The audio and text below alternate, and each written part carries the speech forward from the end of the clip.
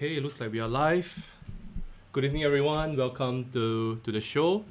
And today we are holding the first Singapore International Chess Day online tournament.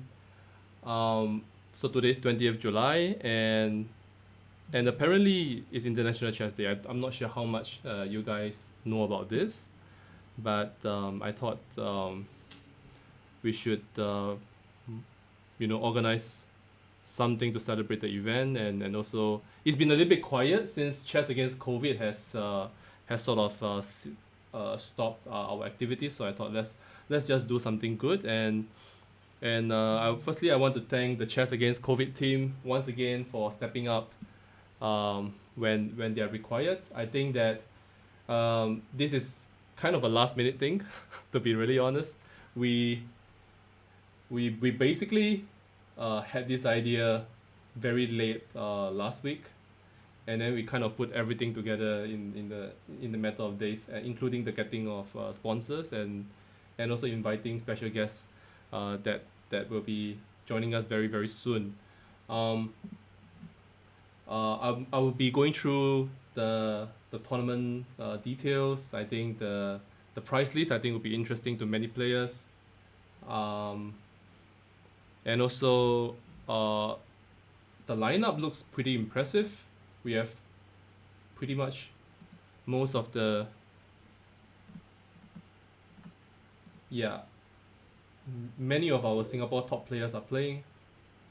So I see Daniel Chan, the Blitz champ, and Lee Sherry. That's woman grandmaster Gong Qianyun. Yeah, and I think before we go on, I think firstly I would like to invite a very special guest joining us today. He's uh, actually a very accomplished chess player himself, and then here he is, Grandmaster Emil Sutovsky.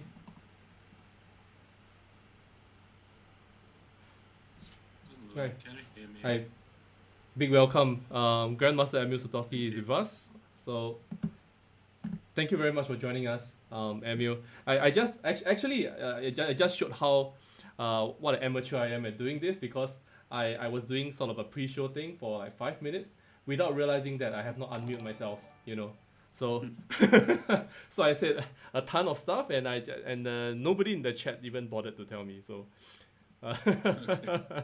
but That's okay, fine. yeah. Thanks very much for joining us, Emil.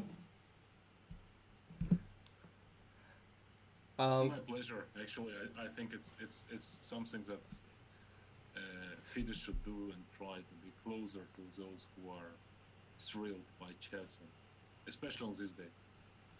Yeah, definitely. I think that there are many. I receive a lot of questions from chess players and also chess parents. So I think it's going to be quite interesting. So today we are going to have an online tournament. I'll also talk a little bit about the FIDE Online Olympiad, which Singapore has also sent a team. Um, the the format is a little bit complex, but I can understand why the format is done this way, because there's just so many teams that you have to break them up into groups. Um, it's just probably a logistical nightmare to have 166 countries in one huge event, I suppose. But yeah, but before we go there, I think maybe you can share a little bit about this online Olympia initiative and how it came about, because it kind of took everyone by surprise. A pleasant surprise, obviously. Well, actually, the idea was there immediately after we realized that it won't be possible to have a real chess Olympiad this year, and then have to schedule it for next year. But we felt that the Olympiad is such an event which is really anticipated by players and spectators and those who love chess, and it's something unique. And we felt we should pass on the opportunity to stage it online. Obviously, it took a lot of effort, and it still takes a lot of effort. As you rightly pointed out, it's not only about the technical logistics, but we also wanted to make in a proper way, dedicating some airtime to each team. So we made a breakdown to groups divisions. So we broadcast all the divisions in live broadcast. So it would be possible to follow it, whether you want to cheer for a country or you have a friend from other country playing and so on. So logistically, it's very difficult. But at the end, it's the idea also to show that the chess world is thriving in spite of this pandemic. Obviously, it was a big blow for all of us, and we lost serious, let's say, component of social. You know, chess is a very social thing. Going places, traveling, meeting new friends, and you know yourself, you probably have friends in hundreds of countries. So we felt that this Olympiad could serve as a way to actually to send a very strong message that chess is there. Whatever happens, whatever goes on, I mean, we can go with online format. We can be creative and try to create it. The atmosphere for all the teams to compete. Also because we divided by the groups of approximately the same strength, so every team has a chance to have a success, even if it would be a local success like qualifying to the next stage. But still, it is something to fight on, and it is something that gives you an incentive to not only to participate but also to deliver good result. Yeah, definitely. I think that the chess players all over the world are certainly.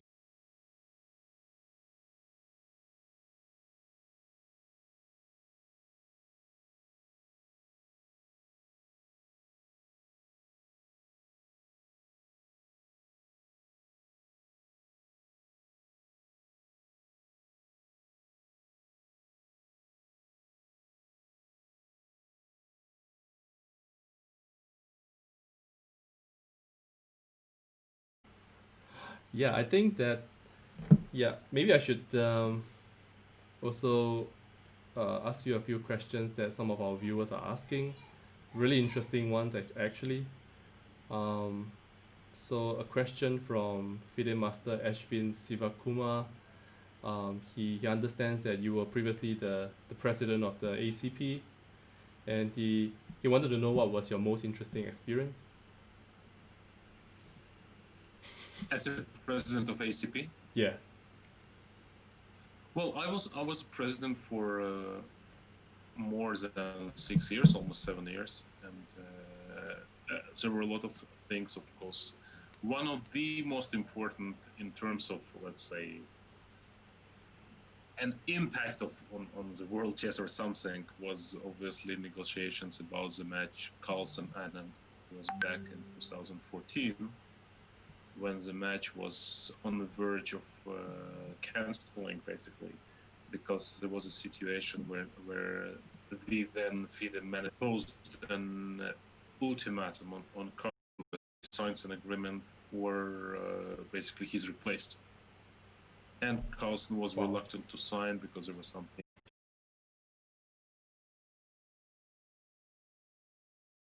who was ruling FIDE by the time, and we sat down and I tried to convince him, and then calling after that to Mr. Macropoulos, and then calling to Espen, the manager of Carlsen, and then calling back to Wow. Pearson, and it took quite an effort, but then at the end the whole thing was rescued and they played a match. So that was the one which was in terms of what global impact, but not less important were little things which we managed to do. Actually, when I was a president, we initiated this program of support for chess seniors from chess Yeah. veterans, Yeah.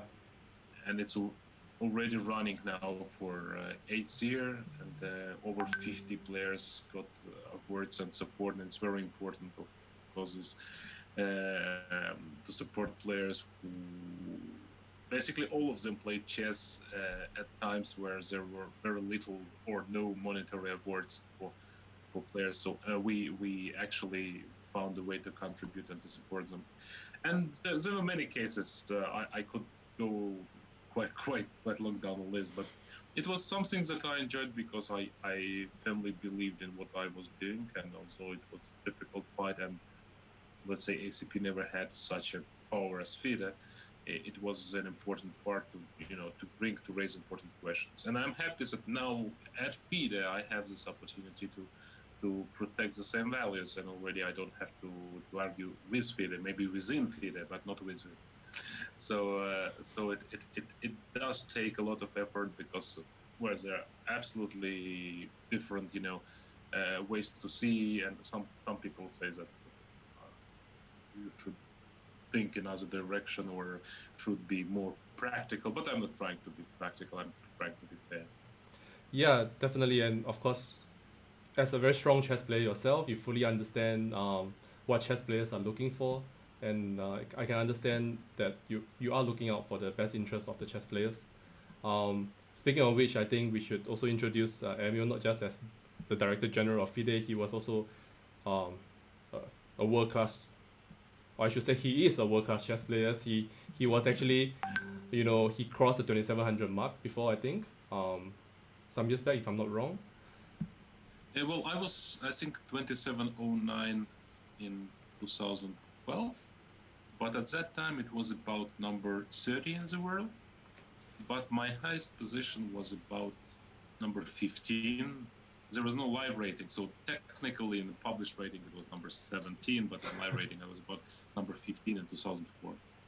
Yeah, we have a question here that about Israel, that despite her small size, is quite a powerhouse in the chess scene, with of course grandmasters like yourself. There was, of course, Boris Gelfand, Smirin. So, is there anything unique about the Israeli chess culture that makes it such a standout country? Question posed by FIDE Master Li Qing'an.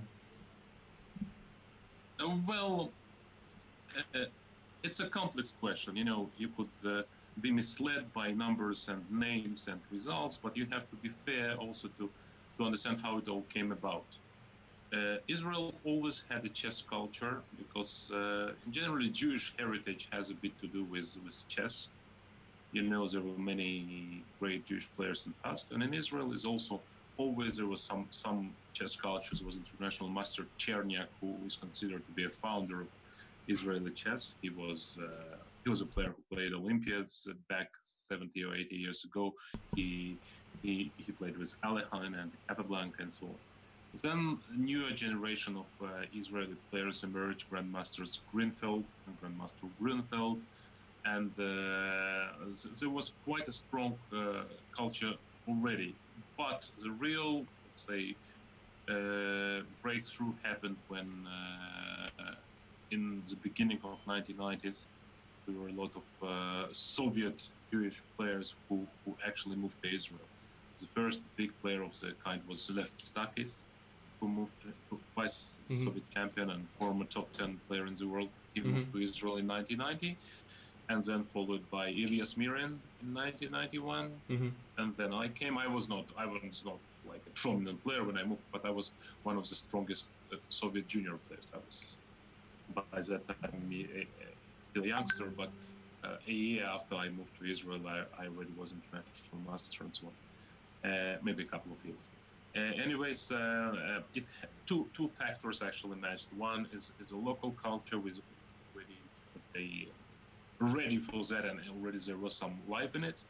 And then a few dozens of players who came from Soviet Union or from republics that actually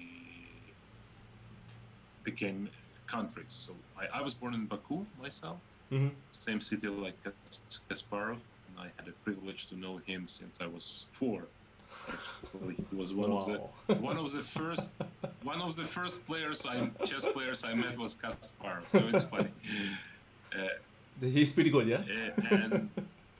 Yeah, he surprised me. He's been good, But I remember these stories when I was a little boy, and of course it would have no sense to play real games with him because he was by then candidate already.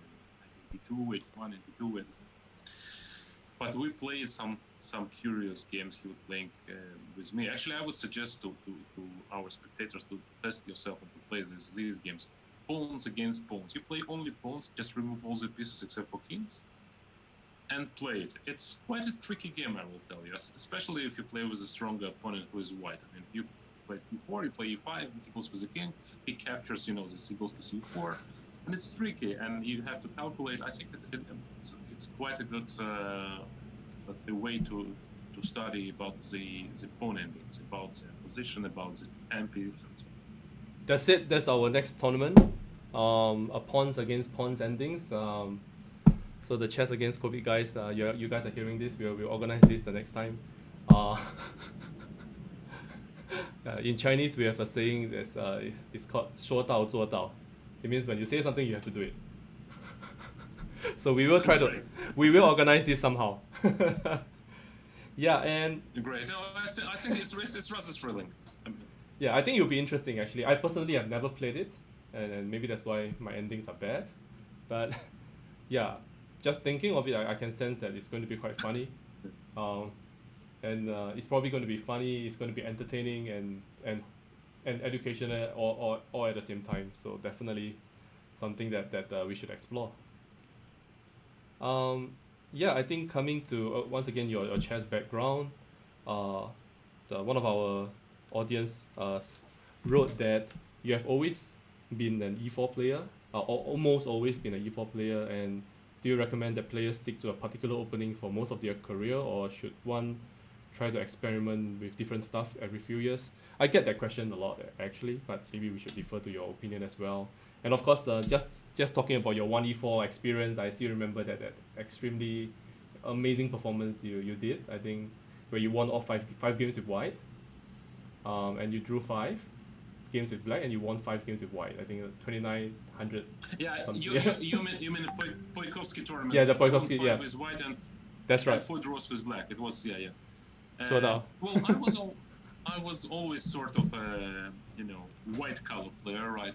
It's simply because my playing style, I was not exactly adopting it. I mean, I wasn't to a certain extent, but not fully, to playing white or black. So I always try to play very risky and dynamic and aggressive chess. Now with white, you always have this extra tempo, which helps enormously in all these complications. So if with white you can almost always sacrifice some pawn like on b2 on a2 and just play building up, just because you have 2 extra tempo. It already in most cases is sufficient competition. With black you don't have such a privilege often, so you have to measure your risks more. So yeah, so that's why you play the In Grunfeld, general, yeah? it's no.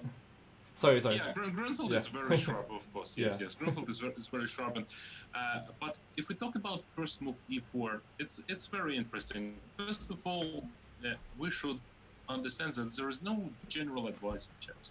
I mean, those people who publish books or give lectures and pretend to have universal wisdom do not believe them. I mean, there is no general advice. The advice for 1500 player, 1800 player, 2100, 24, and 27 is all too different to start with. Then there is also a difference in styles. Even in your ages, when you are younger, you would naturally try to rely on some sort of complex position. When you are more, let's say, experienced or advanced age player, you should rather strive on some sort of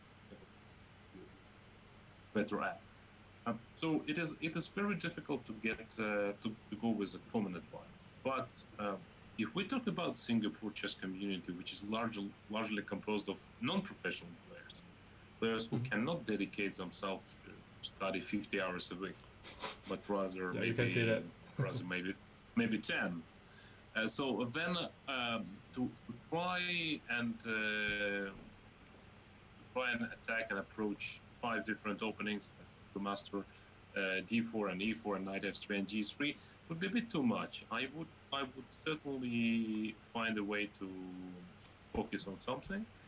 And there is a good advice which was very popular in a time where I was growing, and I still see no reason not to do it these times. Just to find a player which you like a lot by the way he's playing, and to try and to also to copy his repertoire, because he is probably will be, if you like his games, his styles, the way he plays, he probably knows better than you what kind of openings and opening lines are most suitable. So if you like Carlsen, you should play one way. If you like MVL, for example, MVL, the most direct player. Yeah. I mean, he is once when we just met, and it was like 10 years ago or something like that, I said to him, Maxim, do you actually copy my openings or what? And well, because he played absolutely the same openings which I was doing. He played the sharpest Grenfell, he played the sharpest Neidorf, and only two of them, nothing more. He played always E4, and I mean, virtually all the same lines. So I hardly believe that it was coincidence, but it was. Anyways, it is important to understand what are you looking at as your goal. If you go to start play better, or if you go to enjoy the game, or if you go to to explore yourself, how versatile you can be. These are all different things, and I would refrain from having some general advices. But generally, I played E4 and enjoyed it immensely all my career, and I will tell you still now that there is hardly anything more pleasant in this life than playing a game with one. Yeah, definitely. I totally get that. Yeah, I don't enjoy playing black half as much. With black, there is a problem. Actually, I wouldn't mind playing black if I play competition when my opponents are stronger than me, and I have to come up with ideas. My problem was that for larger part, I was playing in a competitions where most of the games I would be playing against lower rated players, and then I had always to make this decision whether I make moves which I don't like to make just in order to get some complex position, or I'm content with some drawish lines. And it never left me, calm, because when you make a draw with a player who is 200 points below you without really trying, it is annoying. And then if you play bad moves and you know that they're bad, and then you sometimes even losing, or even you after some long game you're still drawing but playing a bad game, I never enjoyed it. So, but once again, it depends. It depends on your level. What are your ambitions? If you intend to go high in your chess career, or you just enjoying to play. So it's also different. Also with the time controls, because the openings which are sound for rapid chess are not necessarily to be recommended for classic, and vice versa. Right. So for Singaporeans, be practical. Find the player that you like, and see if his opening suit you. But there's no general advice for all the players. I think that's kind of. No, unfortunately, no. That's the only general advice I can give. There's no general advice. Yeah, the advice is there's no general advice. Right, great. Yeah, we have some questions about FIDE. The tournament is starting, but I think this is an interesting conversation. If you have a bit of more time, we probably should continue if you're okay with it.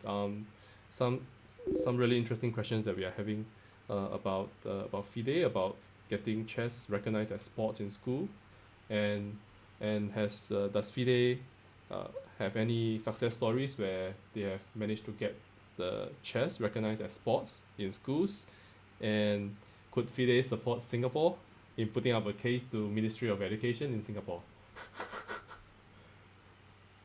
Tough questions. I think it's a very important topic. Unfortunately, we are running short of time, but I would say that one of the focuses of FIDE should be on the educational value.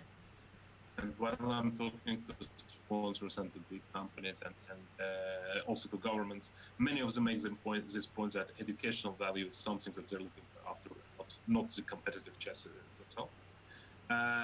So yes, FIDE would be supporting any sort of bid or approach by national federation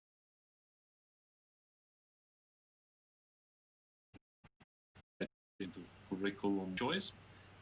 We definitely believe that it's a topic which requires FIDE to work better. I'm not very happy with what has been done. Obviously not by previous administration, but also we ourselves haven't been yet as efficient as we want to be. but it's one of the directions which we take very seriously. Yes, I think it is future of chess also in its educational programs. Well, thanks. Thanks very much for being so candid in your views and also for your advice. So once again, thanks very much. Thanks very much for your time with us, Emil. I think we should not hold you Thank back. Kevin. And also I think there's going to be an interesting I think a conference with the United Nations, and FIDE Yeah. President Akadi will be attending. I think even hosting that one if I That's yeah, true. definitely very interesting. And he even committed to joining us later at 9:45 p.m. So yeah, thanks very Great. much. I wish you good luck as an organizer of this event and of the project in general. I know that a lot of things are done in Singapore. I hope one day to be able to come and to witness it myself. And I just want to wish on this International Chess Day to all players, whether they are players of international level, club level, or just kids, just to enjoy chess, because it's such an enormous gift we got. You know, it's something special, and I think at every level you can enjoy it. And please do not hesitate if FIDE can contribute in any ways to actually progress of chess in your country. Would be very Really appreciate this, Emil.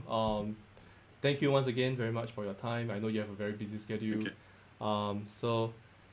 So thanks. And we'll see you again. Good And luck. definitely you're welcome to in Singapore anytime of the year. After all this is over. Thank you. Thank you. And yeah, all the best. And All the best, Kevin. we'll see you soon. Thank you very much. See you. Bye. See you. Bye. So that's Grandmaster Emil Sotowski with very wise and words for us, and encouraging comments about the Singapore chess community. I think the tournament is starting very soon, so let's take a look. While I was having the interview with Emil, I was also getting a lot of updates on the list of players. I think we have about 92 signups. On first board, we have the Blitz champ, and that's Daniel Chan, a former national player. He's now based in Australia. Very strong and tricky Blitz player. And then we have our current national champion, Ting Jing Yao. For some reason, he hasn't submitted his title application on Lichess, so he's still not shown as having a title. And then Gong Qianyun, woman grandmaster, SEA Games gold medalist, Li Qing'an, FIDE master, Olympiad player, I am Liu Xiangyi. So out of these 5 players, 4 of them will be representing Singapore in the FIDE Online Olympiad, and I will share a little bit more in a while. And Purple Espion, that's an interesting name. I'll get down to this guy. I will find out who this guy is. High rating of 2435. Didi TRU, and that's the Russian FIDE master Andrei Teragov, who has been based in Singapore for a while. And today he's texted me that he only knew that 20th July is the International Chess Day for the first time, and that he had no idea that his wedding anniversary fell on the same day. So the first time in 24 years. And he decided to celebrate his wedding by playing a chess tournament with his son, so that's great. We have FM Siddharth Jagadish, also a very strong young player. Going down the list, International Master Terry To, senior player, I think he's always saying about when he can start to play in the World Senior Championships. But of course he's not that old. I think he's in his 40s, and has always been one of our strongest national players back in the days. So let's look at a bit more. And then we have why, but hang on, why are these guys because I'm looking at the legend Su Liang's, and his Blitz rating is 2334. Like how is that even possible? Yeah, we have a list of the strongest young players. Okay, I see International Master Chan Peng Kong, also a very loyal national athlete, represented us in many tournaments as well. I grew up competing with him for a place in the national team back in the early 2000s. So as you can see from his nick, Kaiser56, you can have a good guess when he's born. So the rules of the tournament is as such. Time control is 3+0. It's arena style. So the tournament is starting in a minute, and that you play 2 hours non-stop. And every time you finish a game, you get pepped instantly once you go back to the tournament hall. And then if you win a few games in a row, you start to get the extra points as bonuses. So yeah, that's about it. I think later on I will share a little bit more about the prizes. The prize list actually could be seen here. There's a link here that you can click. But we are starting in 3, 2, 1, and let's go.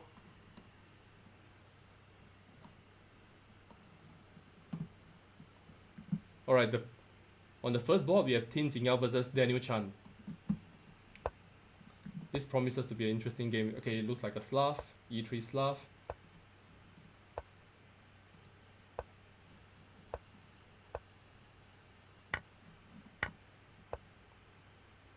A semi-Slav, Ameran, we are seeing on the board. And now joining me in commentary is International Master Irene Sukanda, a good friend of mine. She's familiar with, I think the Singapore crowd is quite familiar with her. She's well known in the region as well. First woman Grandmaster of Indonesia, twice Asian champion. Big welcome and thanks for joining us, Irene. Thanks. Hi everyone. Can't quite see you actually. Okay, now I see you. Is that a virtual background or is that your real background? It's my room. See how fancy it is, right? Yeah, I know. Just kidding. Okay, thanks for joining. So we are now looking at the first game on board 1 between Jingyao and Daniel Chan. You know, are you familiar with these guys? You are, right? Probably played them before. Of course, yes. Yeah, so now Jingyao is threatening knight d4 to f5, winning a piece. Looks very promising for white. Some ideas of going f4 as well, even though the e4 pawn will be weakened. Bishop c8, I don't like this. I don't like this at all. But what yeah. else can you do? Knight f5 is quite the threat.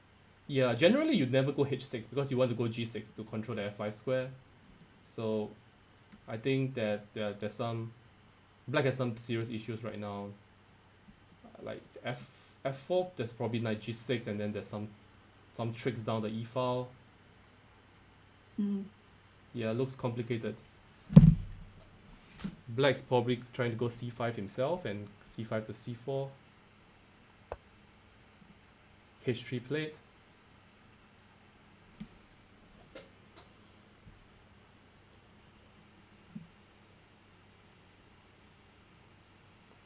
Okay, so I'm just reading out some of the comments. What would be your advice for players like MVR who have played the same opening for the whole life and want to start playing something new? I mean, MU is no longer around, but I don't think it is very appropriate for any of us to be offering advice to MVL, who's like the top 5 players in the world. So yeah, I'm pretty sure. Well, I think you're entitled to give an opinion. Didn't you beat him at some Titled Tuesday or some online tournament a month ago? Okay, I think I don't want to give myself too much credit over a Blitz event, but yeah, he didn't play the night off against me, so shows a lot. Okay, I think in the game something has developed. Jingyao seems to have blunted 2 pawns, because now after rook takes d6, knight takes f3, or queen d6, bishop f7, and black ends up a pawn up. Rook takes e8, rook d1, queen c5 check, I guess, and now, yeah, Daniel has a substantial time advantage and extra pawn, so things suddenly look quite good. Rook f8, yeah. The bishop goes back to g8, I guess. Then followed by b4. I want to take the a2 pawn. Yeah, black looks just Black a looks. full pawn up, I think. Triple Z Chess says, haha, he doesn't listen. Thanks to all those who have followed. Sorry that I didn't acknowledge earlier because I was, as you could tell, I was in the middle of something. Covalent Potato says, I'm here to enlighten you with small potato thinking. That's right. We all need to think like small potatoes. So now rook e8 is a serious threat. Yeah. b2 is hanging, a2 is hanging. Yeah, this just looks lost. Knight d6. Queen takes b2. Yeah. Okay. Unfortunately, the black king is safe enough, so white can't get any compensation out of the pawn. Yeah, bishop on g8 is doing an excellent job. And now bishop d5 is very strong. Yeah, rook f2 is coming.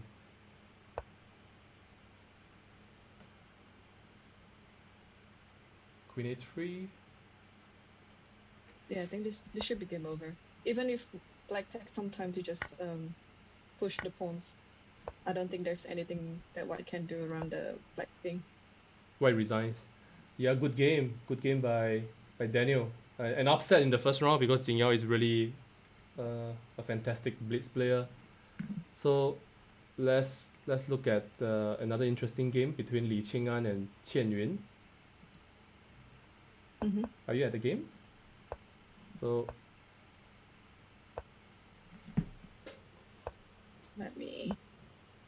how is this ending, Irene? I know you're an endgame expert. You went on the famous Magic come on. Endgame show. Oh, now it's drawn. my brain was. Yeah. I'm pretty I sure mean, we white. should have seen it earlier.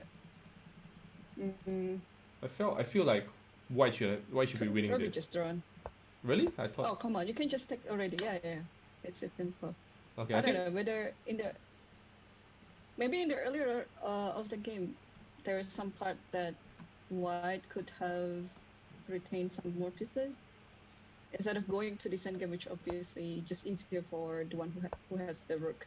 Yeah. Okay. I think firstly, going through the game quickly. Obviously, we don't want to spend too much time on one game, but looking at the game earlier on, I think Qing'an was. Okay. Yeah. Qing'an was just losing. Yeah, he was exchanged down and. Yeah, I think so. Yeah. And then some blunder probably happened. So Chen Yun, probably just. Yeah, but rook. Qing'an is very tricky. He's very tricky. He always has tricks. So okay, I see. Let's see the next one, Shango, and who's this? Ashcha? Sean Go versus Ash Chess. So Sean Christian Go, one of our most promising young players, playing against Ash Chess. I think that's Ashwin Sivakumar. This looks like a terrible Benoni gone wrong, and I think black can resign. After g4, obviously, yeah. knight f6. The d6 pawn is gone. Yep. Yeah, and also the f6 knight after e5. Time to go. Queen g5 played. Trying to go for some tricks, but okay. I think this position is just lost. No chance. Yeah. f4. And all the pieces are very awkward as well. Like, look at rook a7. I mean, not to mention that white is already a piece up at this point. Yeah, definitely. I think black, normally in the Benoni you can sort of give away pawns and you can hope for some attack, but here there's just nothing. You just have two pieces. Oh wow, bishop h3, queen h3, and that's it. Okay, but 50 seconds left. I don't know, maybe black is trying to... He's trying to flag, yeah? Because the time control is 3+0, so there's going to be a lot of people flagging left and right. There's no increment. Yep. There's no increment. I think you just have to keep playing even though you're losing. I mean, as long as the queens are on the board, that's my motto. That's right. Because you still can try to model, the water. So no, I will always. I don't know. I will always keep playing. Whether I have queens or not. Like even if I have just a king left, I will just keep playing. So shamelessly. But okay, this is close to resigning. But okay, 30 seconds. Yeah. Okay. This is going to be exciting. We'll see. Time to start pre-moving. E5, Let's f4. Just go F4. Go F4. And F4. bishop F5. d5 or Come on. I don't like opening my king at when I have some trouble like that. So No, probably this is. just, you know, But this is not so great now. F4. F5 would have been. d7 is good. Just knight d6 or something. Okay. Queen Yeah. g5. Okay. Or even take d7 now. Queen d7. Okay. What is your approach now? Careful. What's the fastest way to win? Do you start pre-moving or what? I Queen am d6. actually very bad at pre-moving. One time I pre-moved and then I just lost my queen, so. Yeah, you need to have some clear idea on what to do here, otherwise you're just running out of time. Bishop g8. That's a Okay. clear sign of. Okay, he won the rook.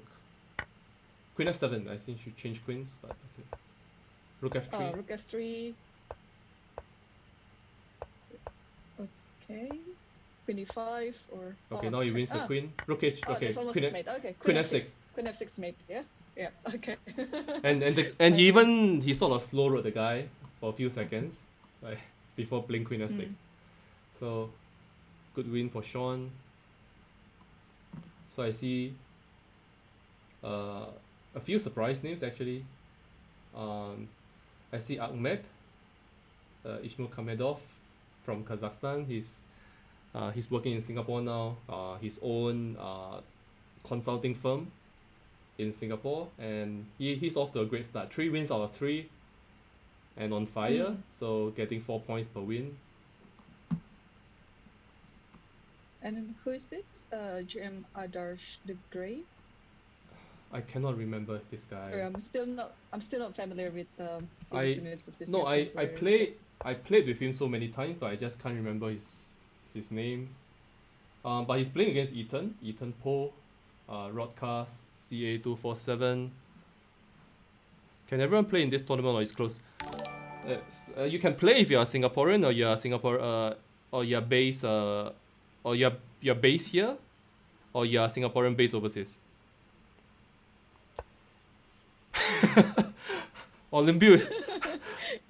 Olympia Khan is asking for Dombra concert. So for those of you who are not aware of what Dombra is, it's a musical instrument. That's a little bit more too cultured for my taste. So, but I know Ahmed Alright, let's see. was playing that for a while. So Let's see another game. I think the top game. I think it's the Ching An versus Chen Yun. so they're playing again. Am I correct? Yeah. So that's Yeah. that's on board too. That can happen in arena. This sort of thing happens all the time.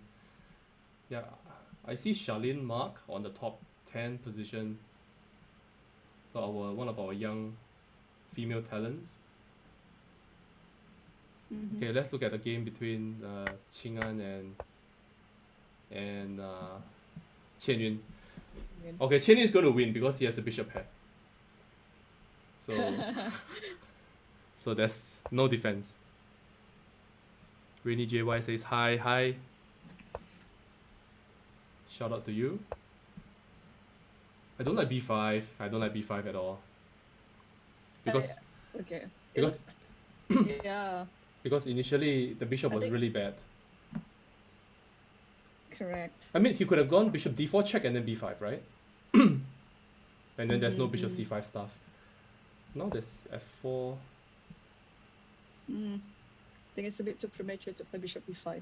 Though actually the idea was good. Like you might want to play king g7 and perhaps transfer the rook to h file, but now with the bishop is already active again,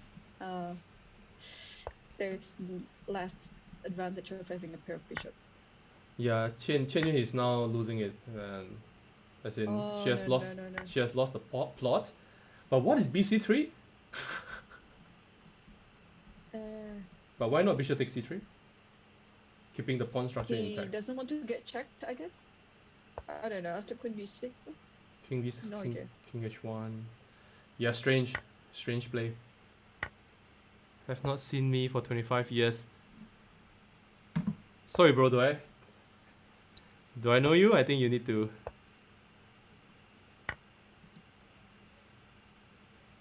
Rain. Are you Shi Hao? Lim Se Hao?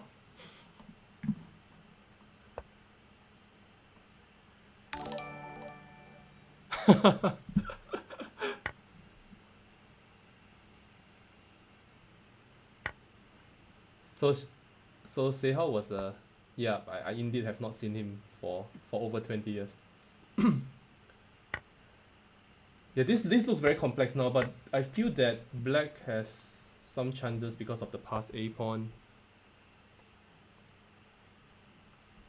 Look at these pawn structures. What is this?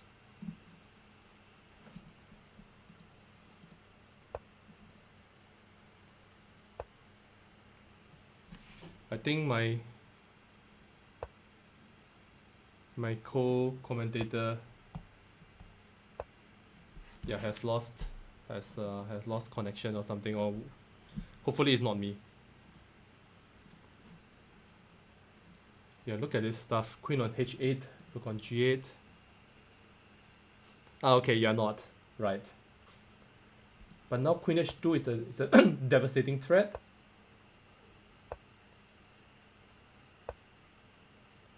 What is this position?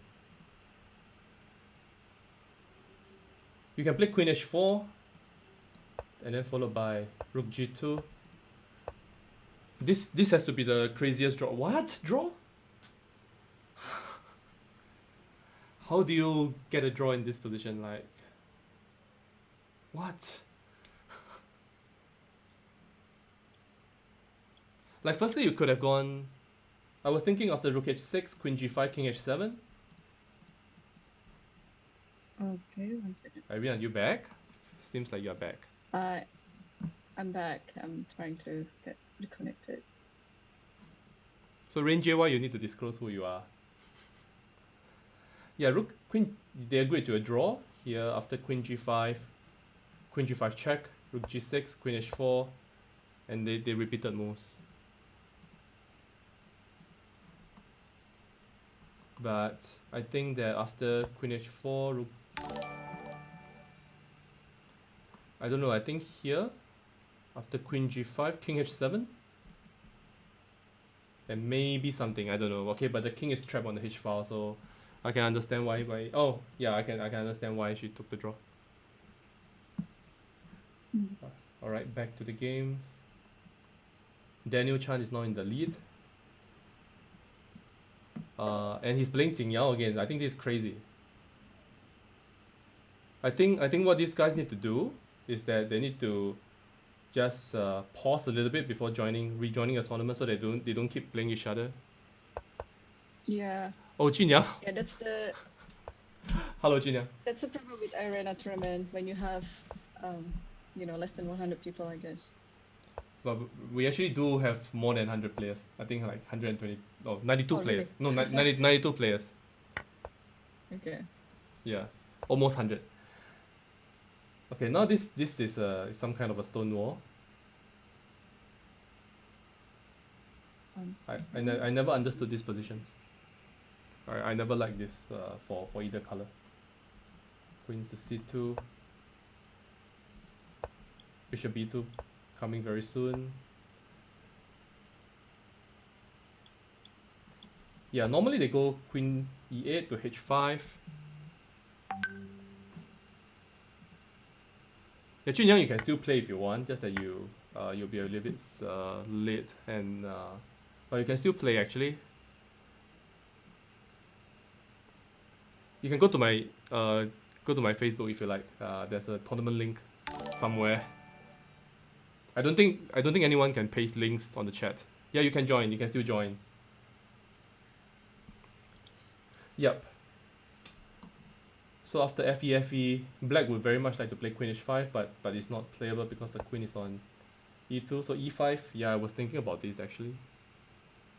Sort of blowing up the position. Mhm. Daniel's playing good. ED4 is a given, right? ED4, DC, bishop c6, bishop d4, and white is a pawn up, but at least the center has been clarified. Yeah, the pair of bishops looks like killing. And now bishop f6. The king side now. Now look at this. It's nice, right? If knight takes d5, look at these pieces. Wow. This is a screenshot worthy. If only the queen was on e1. No, you need rook d1 and rook d8. Nah, come on, these guys. It's a disgrace. They have no appreciation of aesthetic elements in the game of chess. They should retire. Like, why didn't they go rook Okay, d? what happened if just bishop c4 instead of queen takes? No, I mean, Probably- of Oh, course. no, of course. Queen takes c3. Yeah. Yeah. You can't do that.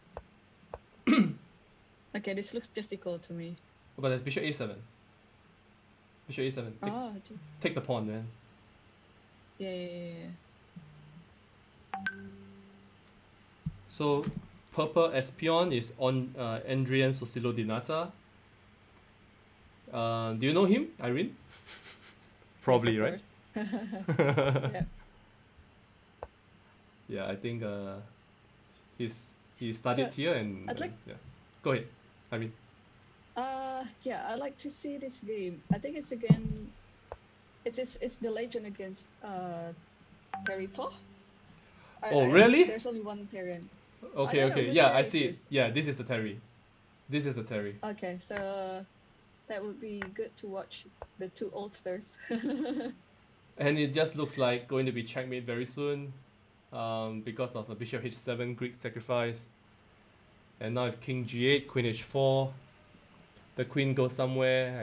I go check, take the g7 pawn. Wow, this is This looks horrible, yeah. And now yeah, but now queen h4. not really. Queen h4, king g6, Queen queen H- h7, and king then- takes, and probably rook d3 or something. Yeah. h4, and there's going to be mate. I'm pretty sure. h4 and rook d4 mate. Yeah. h4 rook d4 mates. So yeah, Yes. So it's force mate already. yep, force mate. Oops. What? No, there's rook h8. Uh-oh. Yes, rook h8, and what's happening? Rook h8, queen g4 perhaps. Oh, okay. no This queen this probably still wins, I think. But that was force mate. Obviously, you want to have a force mate.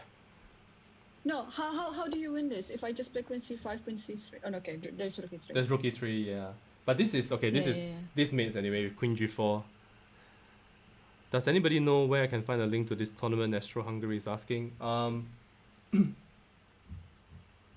There are many links, I think. You have to go to the Lee Chess platform first. For some reason, I'm not being streamed. I'm not getting the headline on the website. Which is a Oh, lit- just to update the previous game between Ching Yao and Daniel Chan. yeah. Daniel won. So Yeah. apparently, So yeah. so it's not often that Jing Yao loses twice to the same guy. Yeah. It's really not often. So big huge win actually. So Ethan Poe has surged into the lead with 2 Berserk wins. So Berserk means that you get extra 1 point if you win the game, but your time is halved. So instead of the 3 minutes, you get 90 seconds. So who is Question. this? So someone is The first one, asking. Broadcast 247. So, no, I'm not gonna answer that, mate. So Rodka is We Ethan. were talking to the one. Yeah. Rodka is Ethan Poe, and he's playing against. Okay. He's playing Andrian. So Rodka is black. Oh wait, no, Rodka is white. And he has an See it, so. he has an extra pawn.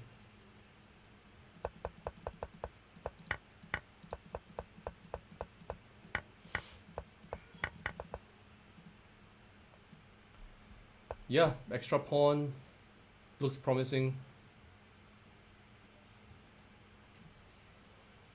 How is this position? I don't know. The bishop looks pretty good, and the pawns on the king side they're fixed on the light square. I don't know whether it's helping or not for white. No, but this okay, just mate. 94 is mate. Yeah, so Oh, see, so we were talking about all the The- strategy and so on. the- We forgot about the tactical. yeah, positioner aspects. Yeah. Um, Mhm. fantastic rook on h2, nice bishop, but you get mated, so the game is over. So we are about half an hour into the event, and Rodka is still um, playing extremely well. Good first, yeah. Mhm. Yeah, so maybe we should stick to the game. Yeah, he's white. He's white now against Abadi Bagri. Let's take a look at that game.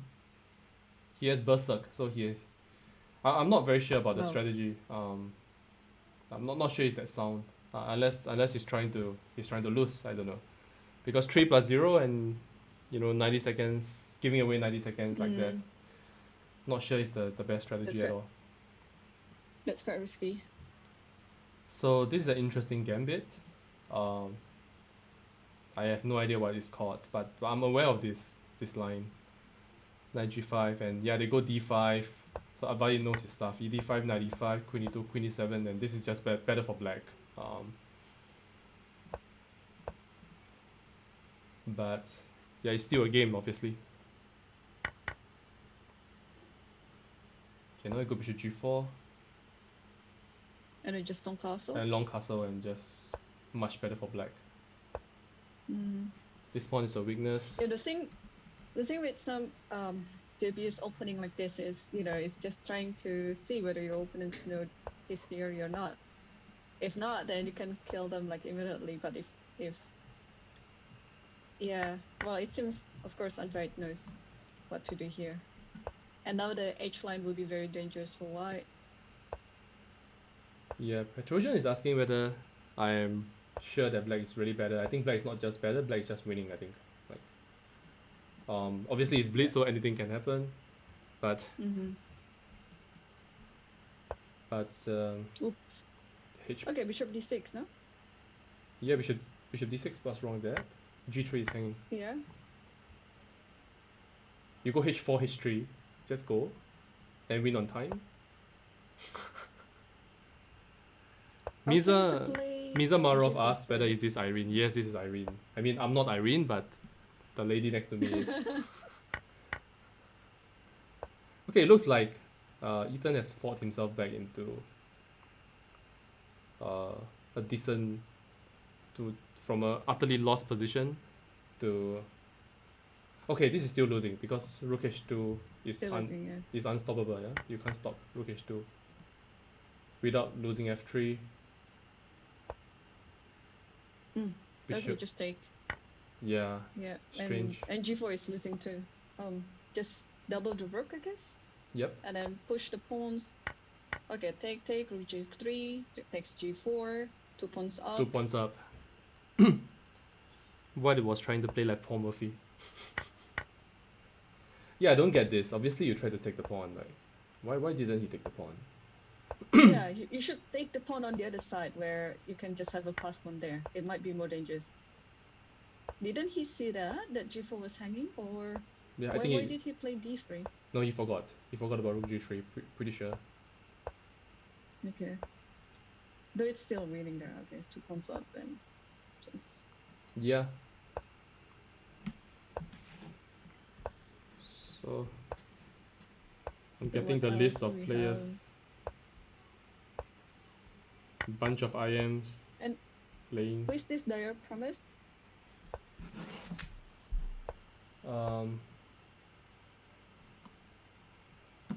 Sorry, come again? Who Dire is Promise. this, the IM? Dire Yes. Promise is Liu Xiangyi. Ah, okay. So Liu Xiangyi is playing in the FIDE Online Olympiad together with myself. Okay, we will show the team list later. I'll flash up the list of players in a bit, but not now. Which division are you guys on? Division 3. Not like Indonesia, Okay. I know. Trying to rub it in, right? So we have to Oh no. we have to start 5 days earlier.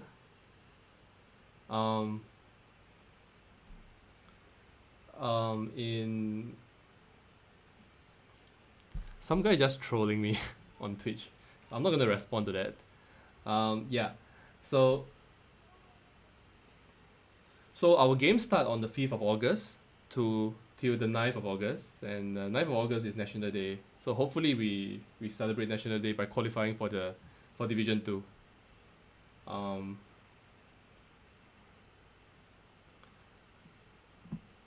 Yeah, let's check out the next game. So Daniel is a really close run right now. I see Daniel Tan, Ethan Po, Siddharth Jagadish has now joined in the fold, Adbal Ibagri, and Qian Yun. So surprisingly, Jing Yao is on the 9th position, but I'm pretty sure he will catch up very quickly. I see that he has been berserking. I could see in the spectator list that Timothy Chan is spectating. He's not playing himself, is he? Yeah, strangely enough. No, he should be playing. Why isn't he playing? He signed up. Because I haven't seen. He definitely signed up. I didn't see his name. Or maybe he's just not doing great. Well, it's the start, so you can always make a comeback We're still 30 minutes. by winning like 10 games in a row. So Tim Chan just texted me to say that he's too busy. Busy lawyer. Hi, Tim. Big shout out to Timothy Chan. So I got some memory with Timothy Chan. Oh, don't get us wrong. It's just when we were playing in the Olympiad under 16, it was in Singapore 2007. I was playing for Indonesia, of course, and since Singapore was the host country, that they were able to put a few teams, if I'm not mistaken, 3 teams. 3 teams, yeah. And I think so. Yeah, and Timothy Chan was playing for the A team. So we were playing on the first board of each team, and the game ended up with a draw. I think Indonesia won the match by, I don't know, very, very close points anyway. And then that time the FIDE president back then, it was Kirsani Lebzinov, was watching our game, and it was featured in, medias and so on. There was some photos or something like that. So I still had the photo, by the way. So what happened? What happened in the game? We drew, and it was some future piano, some boring stuff. I was actually losing, but I don't know. He got very nervous in the end, and I could just tahan the game. So. Yeah, I remember that result counted for something, right? It actually cost. Did that result cost something? I remember that it disrupted the final standings of some teams, but okay, never mind.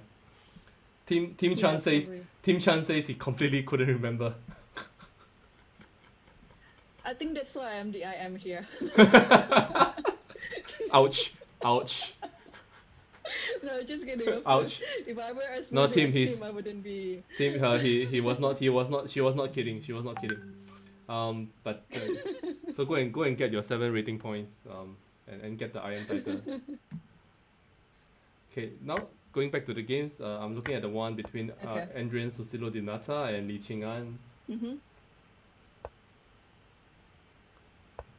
Oh, purple is beyond his name. Okay. Yep. I was actually wondering who is this person. Yeah, same here. Okay, so this looks like this is a French, yeah. Some attack. This is a knight c3, bishop b4, the exchange winnower French defense. So Ching-an and I did a bit of work here before in the past. So hopefully he gets something from this game and I can claim some credit. So let me try to accept a player. Wow, Ethan Pearl. He won against. I can't remember this. Oh, it's Daniels. It's Daniels' username. Yep. He won against Daniel twice in his tournament, so he's killing it. Okay, somebody is asking on the chat. So Junyang, you have to join the team first, and then you need to click on the tournament itself. So there are a couple of steps. So there is a Austro-Hungary. This tournament is only for Singaporeans and Singapore-based players. So I'm not certain if you qualify, and that's probably why the moderators have not accepted you into the event. Okay, I see a very interesting game on the board and on the top board between Ethan Poe and GM Adhash the Great. Oh wait. So white played knight takes f7 at some point. So definitely worth looking at. It's a Scotch gambit. I went to SMU. Mm-hmm. I went to SNU. I presume you meant SMU, because if it's SNU, then that's something else. So bishop c4, knight g7, that's strange. Knight g5, ed, knight d5. This looks like the, what do we call it? The fried liver. Knight takes f7 at some point. And what? g6, knight h6? Okay, so this is bizarre. It's absolutely bizarre. Are you looking at the game, Irene? Yes. I'm On- just still trying to understand what's going on. On move 9, knight h6 when the queen is on pre. Like, you have a choice of d8 and h8, and he went knight h6. That's Oh, That's what? just unbelievable. Like, and it cannot even be a pre-move, because why would you pre-move that? There's no reason to pre-move that. Like, Yeah, I mean, I think he meant to take the queen, I guess, but then somehow the mouse directed him to h6. Voodoo, yeah. Okay, he's a piece up now, and he should win, but he has 34 seconds. Okay, Ethan is really fast. He's going to win this. He's going to win this for sure. Like, I blitz him. I played many bullet games with him, and I know that he's really fast. He'll win this easily. Rook g4, and you take the bishop. So yeah, game is over. Bishop f4. Bishop f4. And, Yeah. Yeah, soon to be mated. So I think we can look at another game. Whoa, and see who's on board. Who's on first place now? Qian Yun. Whoa. Let's see our gold medalists from SEA Games.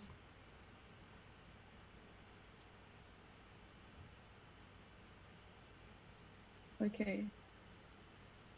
So Chen Yun against the legend, yeah? Yes. And Qian Yun has always have some problems with the legend. So this looks like some I kind think of... not only her, like almost everyone. That's has true. this That's problem, true. so- That's very true. This looks like a strange opening. Is this a theory? Because I'm not very familiar with it. Like Oh. Queen f3, Um, Bishop takes c2. Maybe you meant to play Queen e2 or something, but Queen to what's queen. wrong with that? Queen e2, Queen Queen e7. e7, Yeah, Queen e7 is the point. And then Bishop e3. And you go back. Your bishop can run. So Okay, Queen b5, there is c6. so yeah, I think so I that think he doesn't work. missed. She might have missed that Queen e2 could be met by Queen e7, and yeah, you don't win the piece. Yes. So it's just a pawn then. Yeah, just a pawn, but the legend famously uses his phone to play.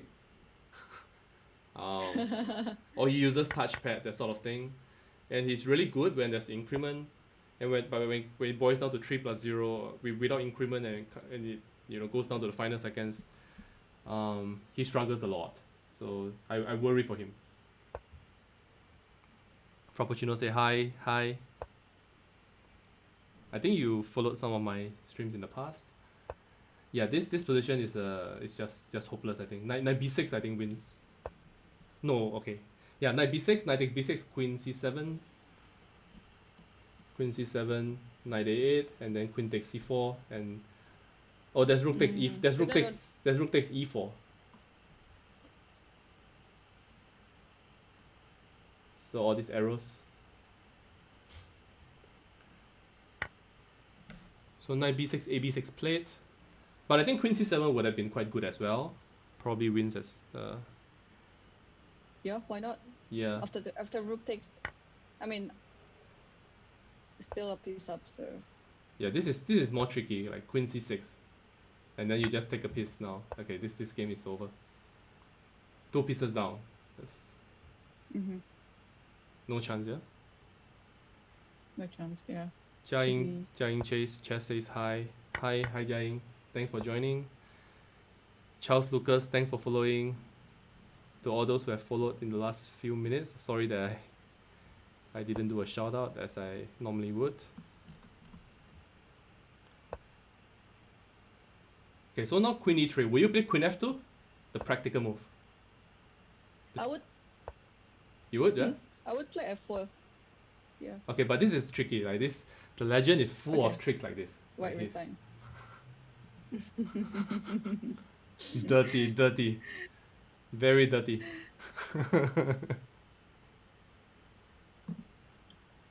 Okay.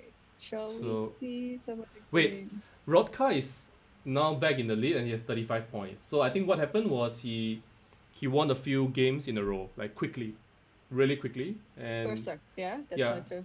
Berserk plus he had that he was on fire as well, so he Hot scored double. streaks. Yeah. So double points. And I think he won quick games. I think that does it.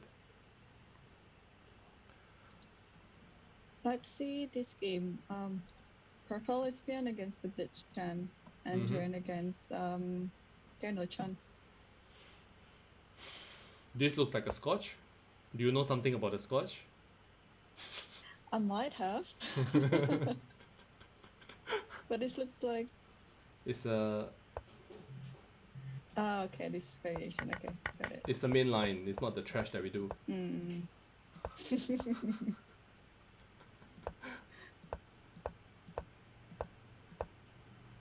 Okay, so you go knight takes So what? you go knight takes c5 now. And then you go queen f2. So A3 is not good then? Yeah, okay, a3 of course I think a3 and you gain the tempo and then you go knight takes c5. You have to take the bishop, I think. You do, right? Yeah, that is. Oh no, wait. There's a trick actually. Okay, it's too late for me to show the trick, but. So now I think in these Scotch positions it's always a question of structure against activity. So black has a damaged pawn structure in the form of his double c pawns, but he gets very active play. So for example now playing d5, very dynamic. Yeah, I didn't like a takes b4 so quickly. He could have gone knight f6 check. Knight f6 check would have been great. Knight f6 check gf and a b4 and then just very good position for white. Bishop pair, damage kingside pawn structure. A takes b4 was too fast. I still like white's position because I think the e4 pawn is more of a weakness, even though it's a pass pawn, but it's very likely going to come under severe pressure. Rook d1, rook comes to d4, some Prefer g4. just G3, bishop d5. Just to free the a4 rook. Yeah. You don't want the rook to be just hanging on to b4. Where do you go with the a1 rook? Do you go to a5? I think I would put it on the center file. Really? Really, huh? Yeah. I don't know. I prefer rook to go on a5 just because it looks nice. Yeah, but But probably you're right. Like putting on rook on e1 and d1 is probably better. yeah, and then just try to do something with your light square bishop. Yeah. Probably can't at the moment, but yeah. Yeah, I'm so itching to just rearrange this a4 rook. It's not meant to just guard the pawn. Yeah, I know. Yeah, king g3. I don't like it at all. What happened with h3? Just simple and probably automatic reply. No, he wanted to win the Yeah. pawn. He wanted to win h5, but that's fine. I think bishop g4 now. Yeah, you take and then Oh, rook takes rook takes c6, bishop no, d7, before is thing. and also bishop d7. Yeah, Yeah. if rook d c6. Who is the Blitz Chan? Daniel Chan, FIDE Master Daniel Chan. Yep. Three IM norms, but Okay, now maybe Di- rook d4 or b3. yeah, Or b3 c5. b3 would have been good. Okay, no, c5 makes a bit of sense actually. So yeah, he wants to go bishop d4, bishop here, king Yeah. to e3. Yeah, king e3. Otherwise e3. So, okay. So Yeah, and now rook Rook. comes back and then goes to g1, and then the attack is okay, it's a bit No, it's a bit harder for the players to think for the right strategy now since they 10, have like 10 seconds. Yeah. 10 seconds left. But Yeah, no, yeah. what is just completely winning now? Like, Yes, look at this attack. the king is about. Okay, takes King. c6. King e4 later. Rook b6 perhaps. Oh no. Okay, rook b6. It's bullet time.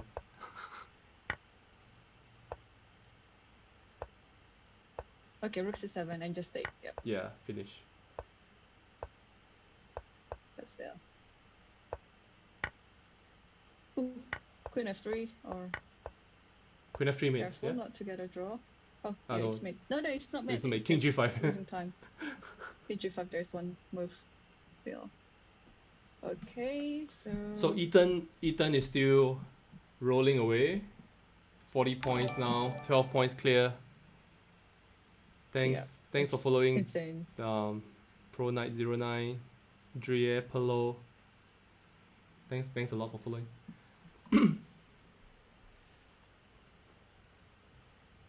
Interesting position actually. Shall we take a look at that one? Sidaf against Rodka.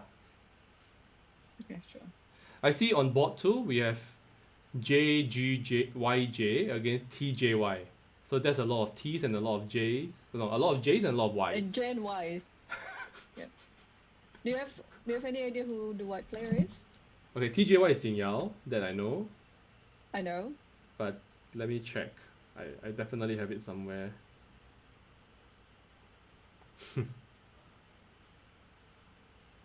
Yeah, I don't see it. I need some help here. Jonathan Go Yijie. I'm not Okay. familiar with this boy, but probably a strong young player. Looks like let's take a look. It looks like a pretty drawish position.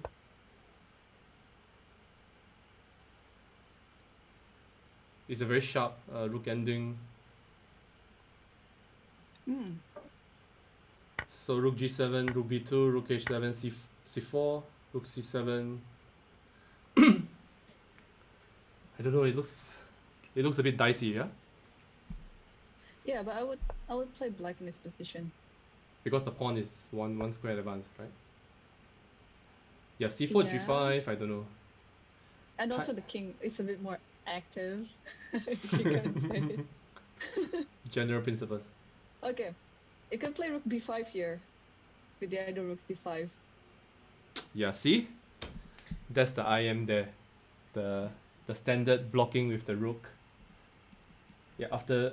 And also it blocks g5, so white will need one more tempo to advance Yeah. the pawn. Yeah, I agree. Rook b5 looks very logical. The only thing is what happens if I go rook c8, rook c5, I take it and go king f1. Oh, I have b5, no? b5, king e2. Wait. No. Okay, take, king. Oh, okay. King c5 was played. g5, Uh, go. Yeah, this is a mess now. Okay, rook b6. Rook b6, yeah. So refining on that Still, idea. I still stick to my previous opinion, and I would play black in this position compared to white. So now, I think, yeah, c3 is very strong because now rook c6 is an idea. And it gains a really important tempo. If there's any check, just play king e5 and go after the pawns. Yeah, this looks See, winning for black. King's activity is one of the foremost thing in the endgames, right? So I think because of it now, Yeah, black white is looks. just losing. Yeah, black looks like he's winning now. Great play by Jing Yao. But okay, 15 seconds. Okay, yeah, 36. Jing Yao. Still something. If I get the c3 pawn, a5. No, this looks drawn. Is it? Take, and then you support. Okay, now it's lost. He blundered the g2 pawn and now it's lost. Unless there's some theoretical draw here, like you just cut the king off. Is this a draw? Well, you couldn't recall our game, how you won 2 pawns up against me, but you couldn't win it. Oh wait, why resigned? You could have just played, no? Like, Yeah, okay, but okay, 3 seconds. So Keep- Yeah, probably that's yeah. why. that's right. So Rodka is still plugging away. He's a pawn down against Sidaf. But you can see the tighter players are all moving up the board. I see I see Qian Yun on second position. Liu Xiangyi, Su Liang, the legend, Sidaf, Jagadish, Daniel Chan from second to sixth. But it's the young man Ethan Po leading the field with 40 points. Sean Christian go on 7th, Qing An on 8th, Advait Bagri on 9th. So out of this list, there are 1, 2, 3, 4 players playing in the Olympiad. Nice. So Sidaf is winning now. He has to win this game. He has to win this game absolutely. To stop Ethan's streak. So there we go. A win for Sidaf. That stops stopping Ethan's streak for a while. So let's look at. Yeah, this is an interesting player I wanted to mention. KS Ling. He's Ling K Sun from Malaysia. I think he's working in Singapore now. I've known him since I was a kid, because we were playing all these matches between Singapore and Johor. So he was one of the players representing Johor. I think he was an excellent blitz and rapid player, and I've always had trouble playing against him. So now this position is a little bit crazy against Daniel. Okay, Daniel is just winning. He's a piece up. I forgot to count. Mirza Marov says you're from Johor. Hi Mirza. Yeah, this position is mate. You can't stop rook f8. Okay, you can go queen c5. So it's just one tempo, right? So queen, if black gets queen c3, so there's rook takes g7. I think rook takes g7 would have mated as well. So just now here, rook takes g7 followed by queen f7. I think. Oh, there's king h6. Okay, so it's not mate. Yeah, tough position. Rook f3, rook h6, rook h3. Late. Oh, okay. K-Sun is actually material up. I thought he was a piece down, but he's not. He's a piece. He's exchange up. Okay, so queen f8. Queen f8 must be played. Move something, man. What's going on? Black resign? What? That's absolutely insane. That's totally crazy. Okay, he was afraid of rook h6 and then some queen f6 check, and so you have to stop it, and you either do this by rook f8 or queen f8 or queen e7. You know, there's a number of moves. He probably just missed it. Yeah, he probably just missed it. Yeah. We shouldn't be too harsh. You know, it's 3+0. It's so nice to be here and point out the moves that people are missing. But yeah, I bet But you can't feel the drum beat, you know, when you're playing. It's very hard. Yeah. Okay. So I'm looking at the board. One game is between the two leaders, Rodka and Qian Yun. It feels like, yeah, Rodka is getting a great position. Yeah, you take the pawn, and then you have the bishop pair. White has a terrible structure. Agree. E6. That's a terrible move. Because of b4. Ooh, Yeah. No. And just like that, the tables are turned. So Yeah, now white is very much in control. If I can bring a piece to d6, that would be great. So d6 there. Preferably a knight. But Yeah, you or have to find out a way to maneuver the knight. Okay. yeah, we go queen d4, Uh, rook d2, rook a d1, and just chill. Just a fantastic position to play. Yeah, Qian made a very funny joke just now. She told me she's going to play for the seniors prize, so which is a good time to to talk about the prize list.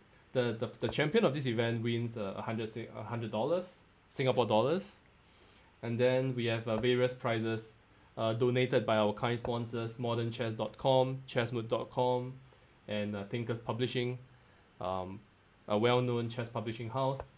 So big thank you to Aviti Grigorov and Daniel Vine. Sorry, I can't pronounce your name in full, Daniel. I'm just going to call you Daniel. Daniel V. Knight e6 wins now, I think. Knight e6 and just the position collapses. yeah. Even though even if there's fe5, you go queen d3 and that's still winning. Okay, she misses it. I mean, Bishop no, d5. I'm sure Chen Yun said. Bishop d5 Yeah, is Bishop d5 is a yeah. better move. Like Yeah. uh, now e6 and I guess I think. e6, yes. Although Yes. D e6, no, there's d6. E6 was Oh. bad. Just like Yeah, okay. not so good. Yeah. Yeah, so their The- price. The seed pawn. Yeah, sorry, go on. No, Yeah, I mean the you- seed pawn will be the Yeah, excited with the c pawn. Yeah, determining point here.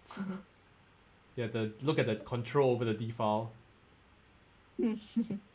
So Qian Yun always says she's a positional player, so definitely she enjoys this position.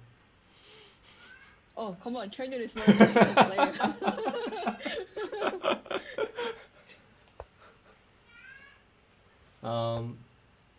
Yeah, now f5. How is this like? f5. f5 c7, I guess. G7, yeah, just Yeah. keep going. So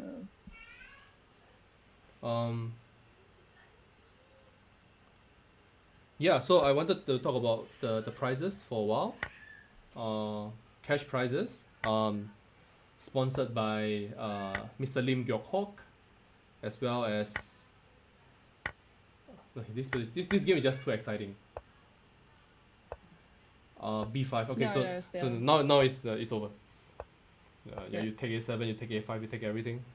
So prizes sponsored by Mr. Lim Gyok Hok, who has already donated so generously towards the Chess Against COVID initiative. So thank you very much for your very generous donation and sponsorship, Mr. Chua Chi Ping, or I used to call him Zhi Peng. I think we played many Blitz games back in the days.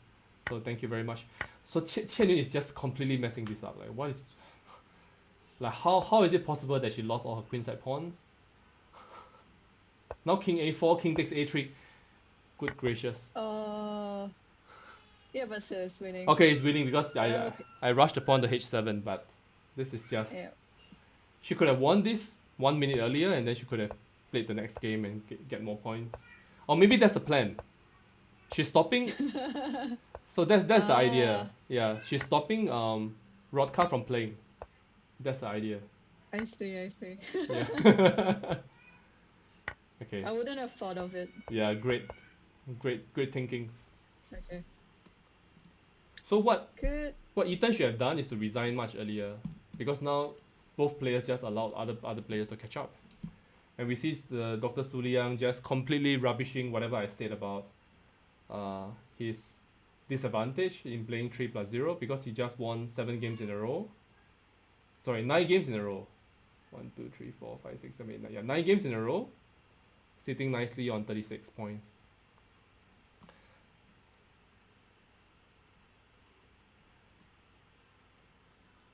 So on board 1, we have Qian Yun playing against Jing Yao now. A really important game, I think.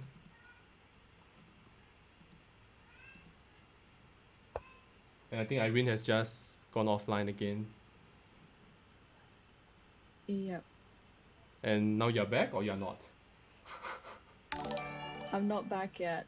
Okay, you're not back yet. Fine. Knight d. Okay, so this is a complete disaster because after queen b2, queen a2, black is just 2 pawns up with no compensation. This is some line that goes 8h4 in the Scotch. Do you know anything about this? I'm not looking at the game yet. Just 1 second. Still trying to get back. Right. Yeah, but the game looks just finished. Bishop b4. Yeah, just a complete opening disaster. And that's the thing about the Scotch, that when you mess up in the opening, you can easily get into this sort of, just white can resign. White should just resign and play the next game, because they're losing too much material.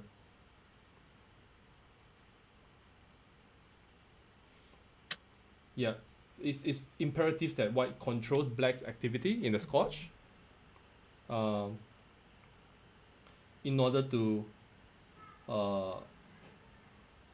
you need to sort of curb black's pieces. Now there are all sorts of tactics. Bishop takes e5, I think it's the simplest. Just take the pawn. It's just winning. Bishop e5, queen e4, there's no pin, I just go short castle and then I have a pin of my own with rook e8. So somebody just messaged and says that Dr. Su Liyang should be going to the FIDE Online Olympiad.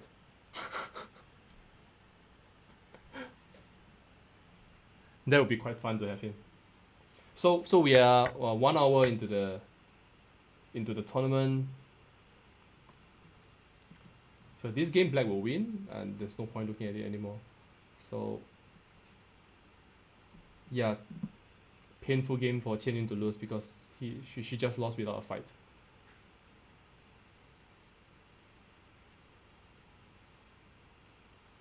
So Qian Yun still going strong on pole position, 44 points. Ethan Po on 43. Dr. Su Liyang on 36. Ting Jingyao on 32. Coming back, winning 5 in a row. That's him. We all know how capable he is. Liu Xiangyi, who won also quite a number of games. I think that's like 8 games, and then finally he lost. He's on 32 points. So here are the top 5 positions. So going back to the prizes, we have prizes up to the top 15 finishes, and then we are doing something interesting. I think that the top 5 finishes you get to choose in order. So the champion gets to pick a prize out of the 5 options that's listed. So taking a quick look here, it's actually not that clear from the screen, I understand. So yeah, I'm probably going to just read it out later. I'll just read this out later. This doesn't look great on the website. Let's focus on the games. So Qian Yun now is still on board 1, playing board 2 against Rodka, who has Berserk against the good WGM.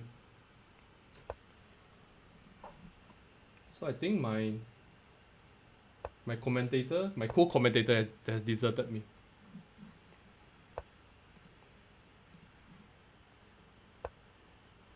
Yeah, so Ethan has Berserk, but he has also sacrificed some pawns to get some. Okay, so the Portsmouth Gambit, very popular. Yeah, d5 is a blunder because of queen f6. I think both players probably are not aware of this. Queen f6 would have been quite strong. Yeah, knight b8, and now white has compensation, that's for sure. Yeah, this is terrible for black. Yeah, this is just awful. The amount of space that white has.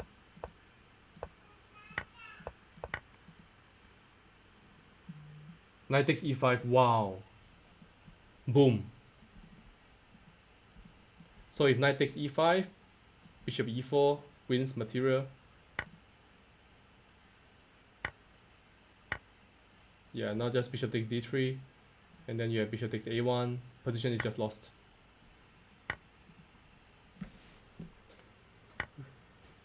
I think black ends up an extra rook or something.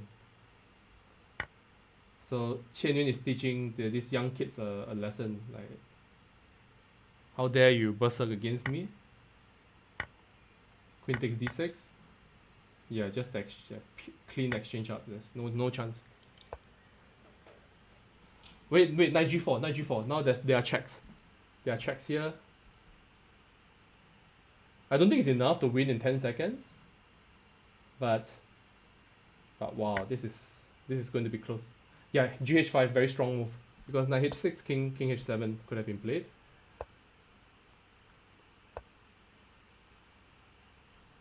Rook d8. Queen d6, king g7, I guess. So later on at 9:45, we are going to have FIDE President Arkady Volkovich joining us to say a few words to the Singapore crowd.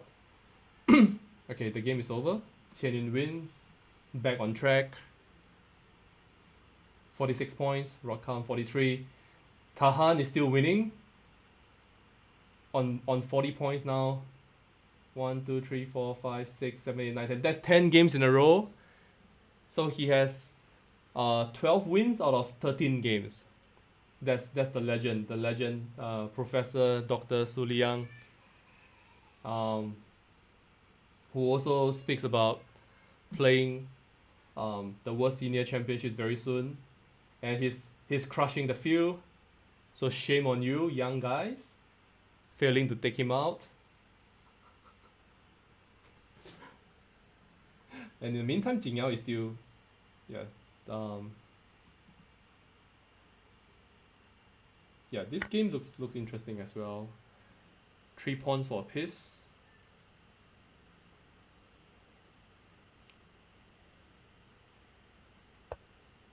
So in this position, where white has 3 extra pawns against the black piece, extra knight, I will take the side with the extra time. That's for sure. Like 30 seconds extra. Yeah, so now d4 is hanging. I want to go here. Queen should run back because you need to make it complicated for the opponent. Your queen comes to d1, gives a check on f3. That sort of thing. Yeah, rook c2. Go rook c2, come on. Rook c2, queen c1, whatever. But Jing Yao is catching up on time. Go rook c2, come on.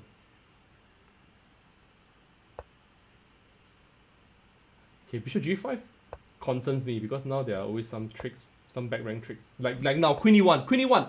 OMG, he missed it. Queen e1 was mate. That was what I was trying to say. Like, but it looks like he has saved a draw. Queen c6. No, he's going for the win. What? That's totally insane. Wow. That's just crazy, man.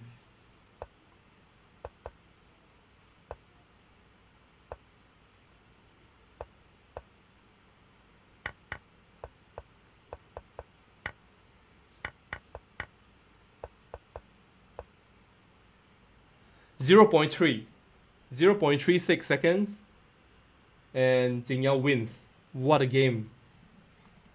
What a game! I think Jing Yao probably deserved it more because I think he was always a bit better. I think in that position, and then also he missed a mid in 2. I think somewhere here. Okay, once again, like all of them have not enough time to think. So yeah, Queen e1 would have been just instantly over. Yeah, fantastic fight, very exciting, very nice to watch as well. So let's go back. So Qian Yun and Eden are now tied on 46 points. I want to see Tahan's games.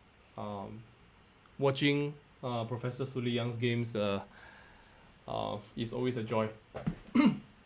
So let's take a look at his games.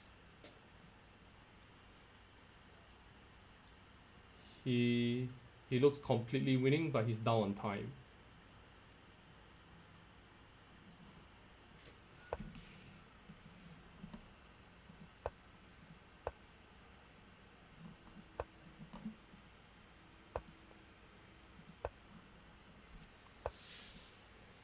But he might take the draw actually because he has 10 seconds left.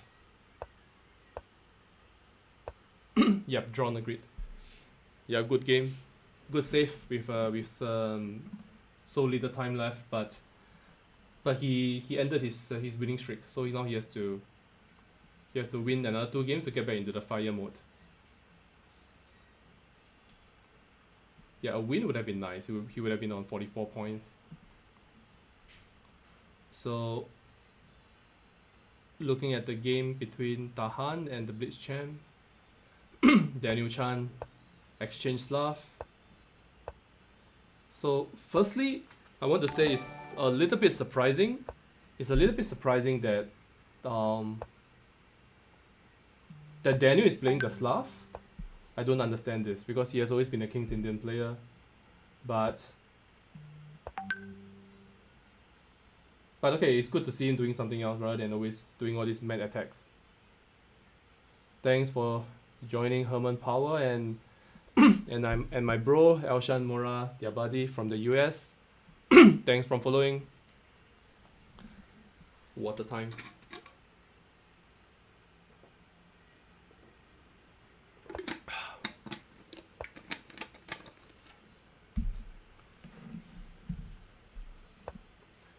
This game doesn't look very interesting, does it? I mean, do we all like exchange Slavs? Probably not.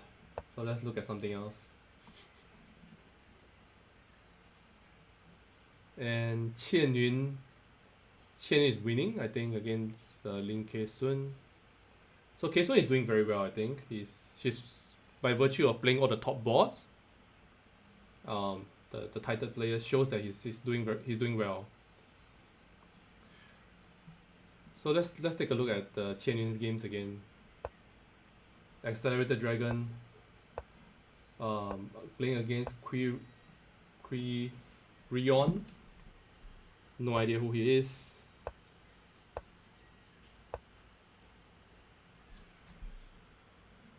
So this is a standard trick that you are not able to play the usual Yugoslav attack against the Accelerated Dragon because after Queen D2, Black gets to play D75. Oops, something wrong with my arrows.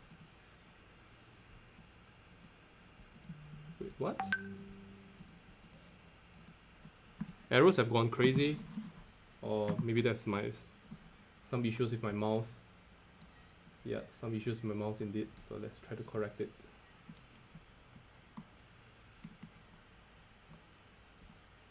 Yeah. Yeah, because now after D5, Black liberates his pieces very well. I think he opens up the diagonals for his bishops.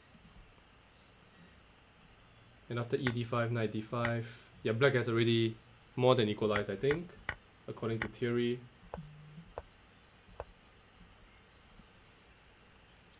I think here you're supposed to go, yeah, Queen A4, and then you try to go B5, A5, B4, etc.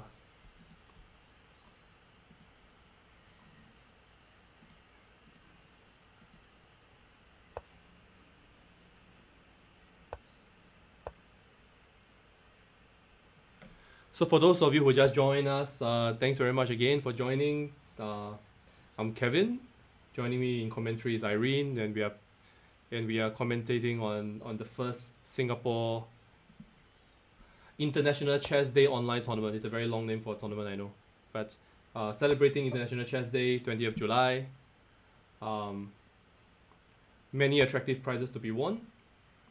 And right now the situation on the leaderboard is really tight.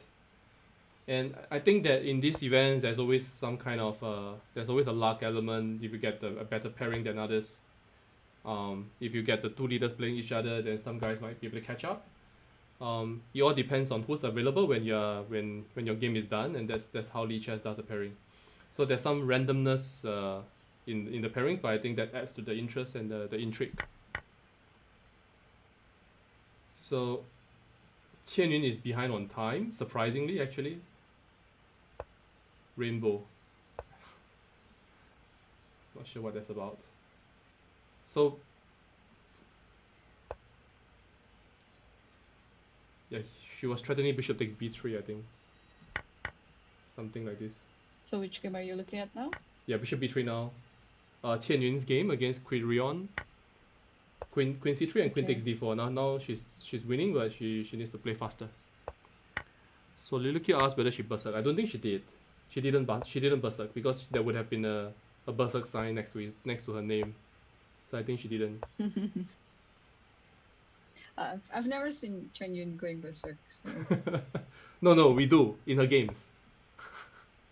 Definitely, right? In her games. So threatening rook to e1. Okay, you go rook e1 and okay, the game is over. Now it's all about putting your queens on dark squares. 45 minutes left of the tournament. Qian Yun's continuing her fight. Oh, she did berserk. So sorry, Loki, you are right. Oh, she did berserk? She did. She scored 5 points. Oh, right. Yeah. Wow. I think people are going to go berserk towards the end of the tournament. Because because time is running out, especially if they are, you know, if they have ambitious aims.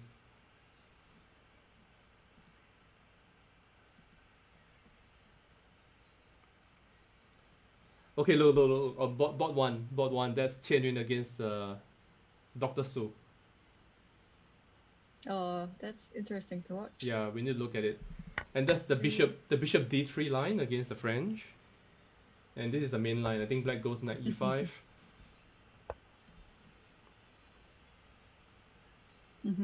I think that this line is so unknown that pretty much both players are now on their own. I think they probably have no idea of the theory. Okay, c3 and then knight g3. I think White's plan is quite clear and simple. Yeah, I would take on d4 and play bishop c6. French style, changing pieces, you know. Yeah, I think he's about to do it. Yeah, he did. So thanks for following Beiying Xia. Thanks a lot. Hope you're enjoying the show. And now some queen d5, exchanging more pieces. This is what Liang does. He does this to people, you know. He changes pieces, he goes into the endgame, and you think that you're going to get a draw. No. And no draw. Bishop c5 is that. No, bishop c5, you know, tempts white into taking on f6. That's what he's doing. That's what the guy is doing. And rook d6. And now no, rook b7 is hanging, so no, he can't play. So okay, rook b4 first now, and then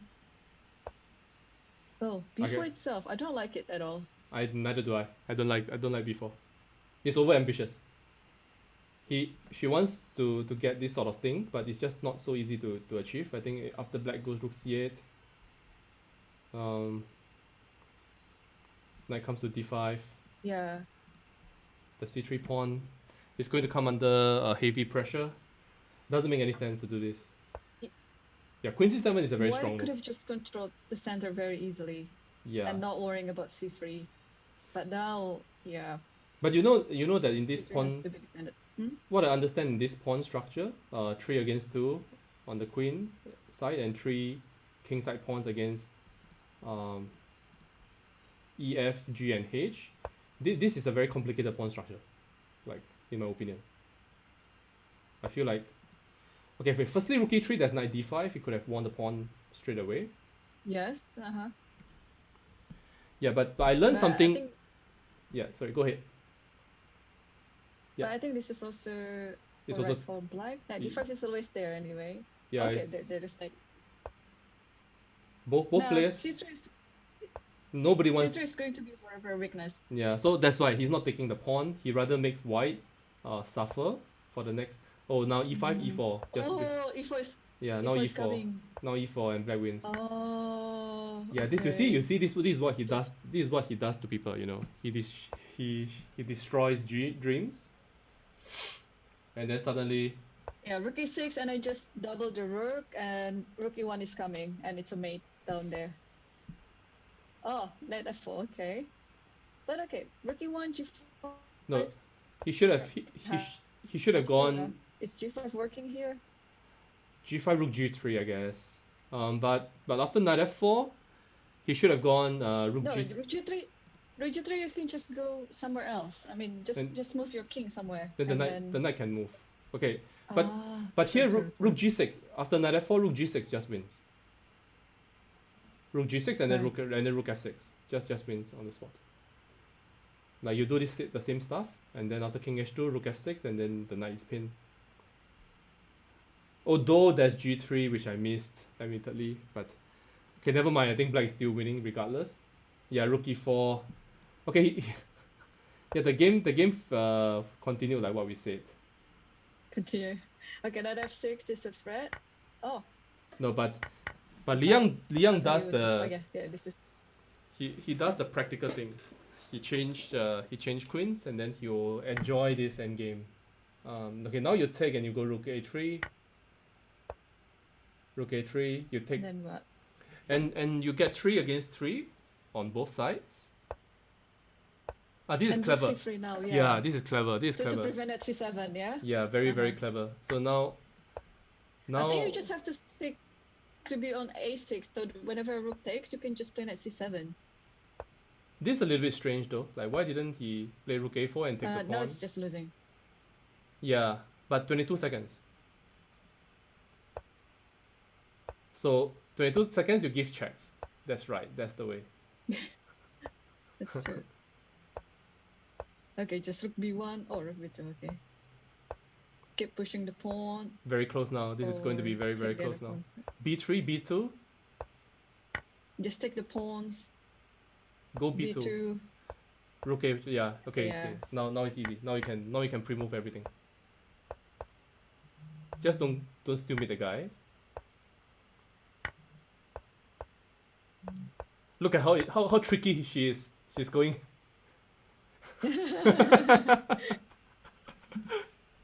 Hoping for some stalemate. Fantastic win by the legend as you know, and causing much grief to Qian Yun, who obviously wants to continue the streak. So how are the rest of the guys? So Gong Qianyun and Rodka tied on 53 points. Ethan is really surprising everyone here.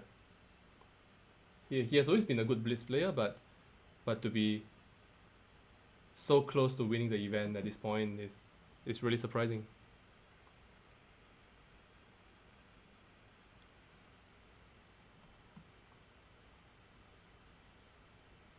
So no, I can't even find Ethan. Is he playing? I don't see his name. Yeah, on- he's playing. He's playing against Super Lim now, and is about to win So he's going to overtake. again. He's going to overtake her.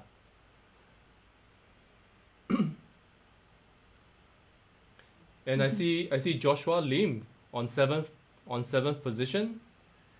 One of our biggest sponsors for this event. Also the biggest one of the biggest donors for the Chess Against COVID charity initiative. So wow, doing great, 39 points. He by winning 1, 2, 3, 4, 5, 6 games in a row, 6 games in a row. Very impressive stuff. So let's look at some games again. I think Qian Yun is desperate to win. Yeah, And let's take a look at her game again. Girados 06. But I think she has really gone berserk, like literally. She just sacked like a few pawns, I think. No, actually just one pawn is an optical illusion. I thought she gave away all her pawns. But this looks bad, yeah? Yeah, This looks very bad. this looks bad for white. Yeah, Yeah, look at the the pass pawns are pawns. just too strong there.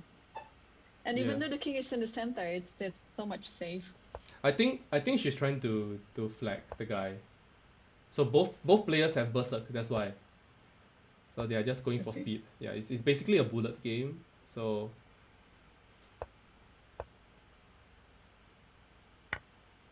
Take e6. just opening up all the lines so that you can give Yeah, Oh, but king c8, great move, king c8. Okay. Oh. Fantastic move, king c8. Black had b4 there. But okay. Oh, this looks a bit messy now. No, but I'm sure white will win this. I'm pretty sure white will win this. This the king because of the king. Yeah. With The king such time is- control, yeah. The queen is doing an excellent job on c6, covering all these squares. Look at the queen doing a job here. He's covering everything. There's just no mate, no nothing. But now, okay, rook d2 and rook c2. Oh, rook c2. Yeah, Just and now it's game over. Yeah, but if he hasn't had done all this stuff, I'm not sure what white is supposed to do here. There's nothing here. Okay, maybe rook to e5. Maybe. Yeah. Something's wrong with my mouse. I hope this doesn't happen during the online Olympiad. Something's. I don't think it will happen. It's a rapid time control with increment anyway, so. Well, I mean. And people can't go berserk. Well, I'm really afraid of mouse slips because the other day I was playing a team event, and I wanted to play castles and I played king f8, so I lost to a decent player, but I would have expected to win the game, and I just got crushed because of the king f8. Like my king has just nowhere to run after that. So we are about 34 minutes left in the tournament. Rodka 58 points. Gong Qianyun on 56 on board 1. Ethan Plo is playing against Advait Bagri, who is on 6th position. So let's take a look at the game. Rodka against Advait B.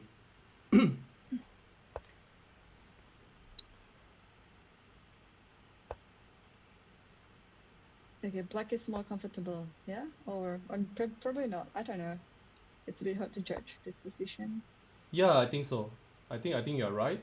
I go rook g8 later, maybe rook g6, then play around the f6 pawn. Yeah, rook d5 threatening bishop d6. And not just g3, perhaps, yeah? Yeah, but g3 is not And a now move. how to defend the d6 pawn? No, you don't. So bishop d6, king e6. King e6, king e6 f7. Oh no, Oh, 93 no, also 93, does the yeah, job, and 93 yeah. just, yeah. Yep.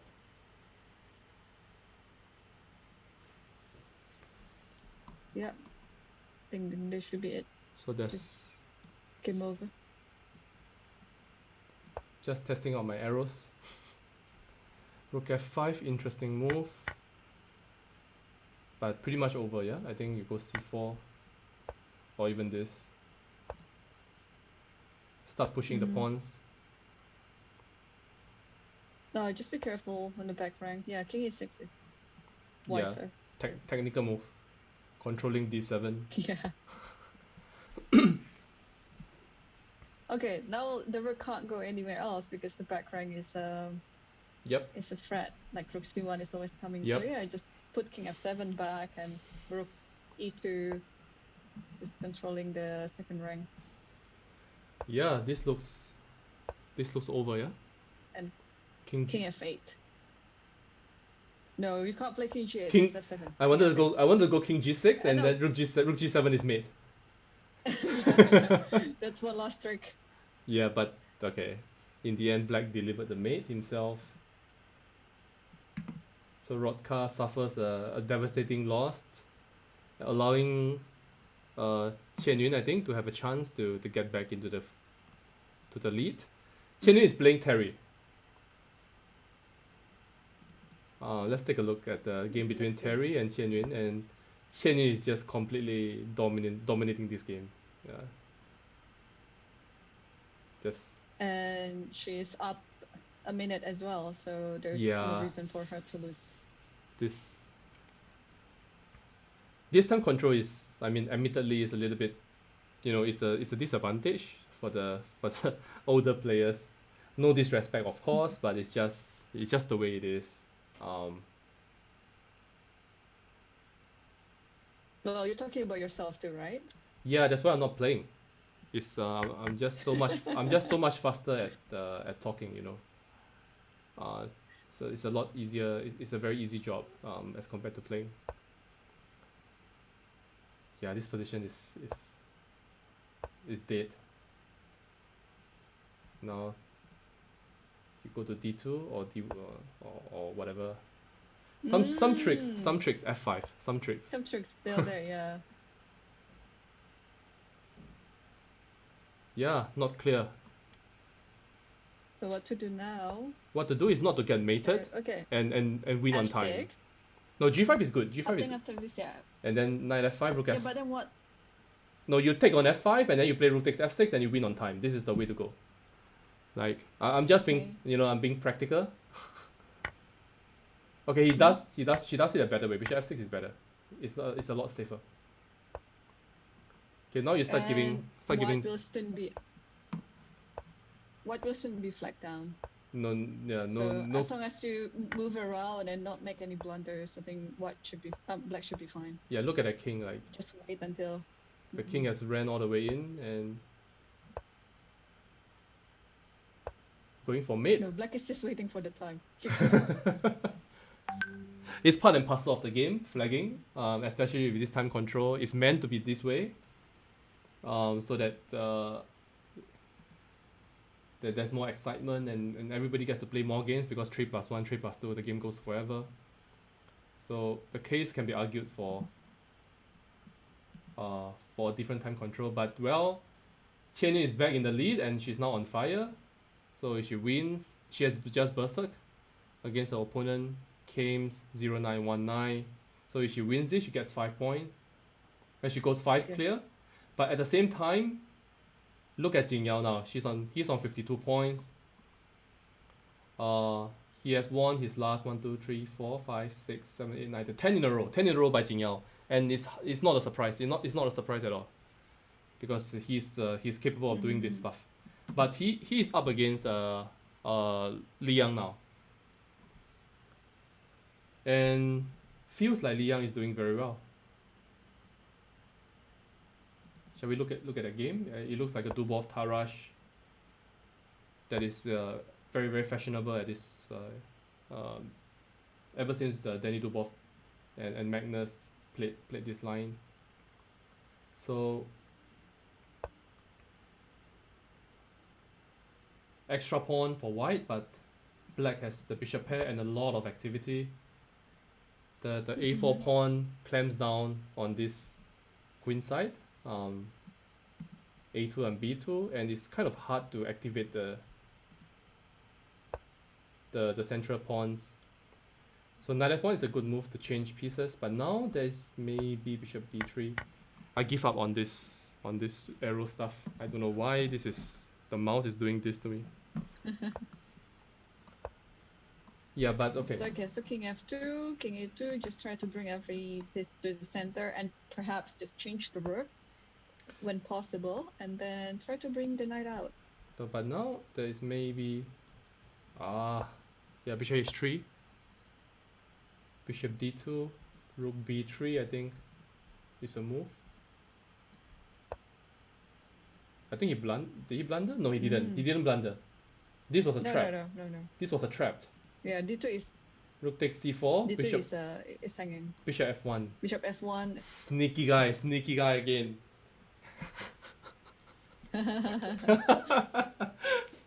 This is what he does. He always has all these tricks in the endings. And it's so easy to fall for this stuff. But anyway, position continue with e4. I think looks good for Knight e3 is coming. Yeah. It feels like Jing Yao is doing a very good job at unraveling his pieces. Oh, bishop f3 check. And then rook. Oh, but okay, knight c4 Knight is c4. coming too, so maybe. Knight c4 is Oh, a no, fork. there is rook f2 checkmate. Wow, this is nice. This is excellent. Yeah, but rook f2 then. This is excellent. Yeah, you're right. It's excellent. Yeah, He saw it. He sees it. Knight c4, rook f2 he mate. saw it, yeah. Wow, very nice. Excellent spot. So rook takes c4 is forced, and now rook takes b2. I'm pretty sure black is just Yes. completely fine in this position. But now we are okay. Now rook takes a4, rook b3. Perhaps it's better. Black's better now. Yes. I'm pretty sure black's better now. So I don't know. Knight d5, h2 is still standing. So Loki says best Oh, game. Yeah, So this the is knight cannot move at all then. no, but now rook b3. Wow. Black wins. Bishop d4. Oh, knight Yes, yes. knight d2, and knight b1. Knight b1. Yep. And just bring the king out. Yeah. Yeah, and now the King black e5, king. and just bishop e1. Yep. And just take the And- pawn and bring the king to the pawns. Wow, fantastic play by Dr. Su once again. Yeah, should be just losing. King g2, and he has more time.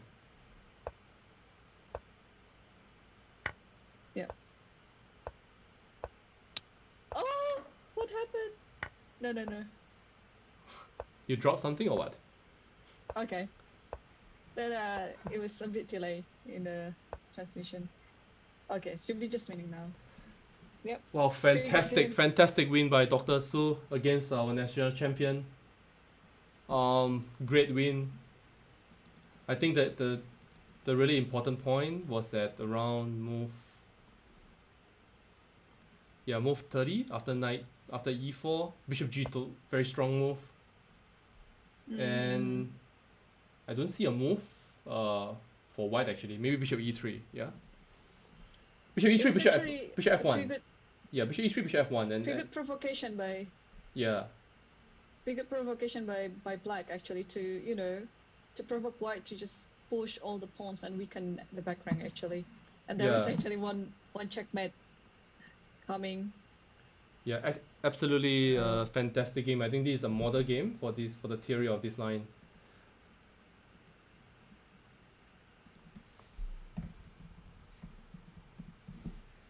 So just getting confirmation from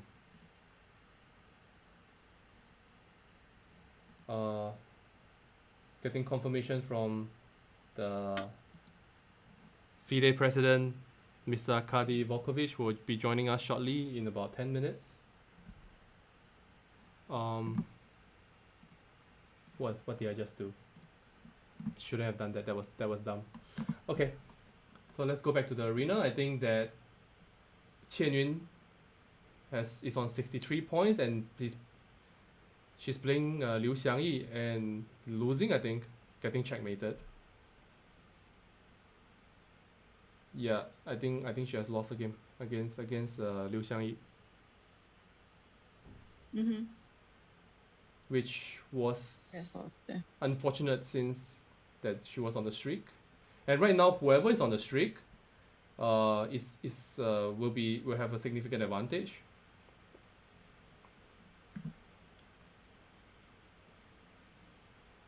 Okay, so on board one, Qian Yun continues to lead, and she has berserk again. I'm not sure this is the best strategy. I'm really not certain at all. Why not? I mean, if you see that you're playing against much lower rated opponent, then might as well just do it, you know? Yeah, I but you guess. know, you can backfire anytime.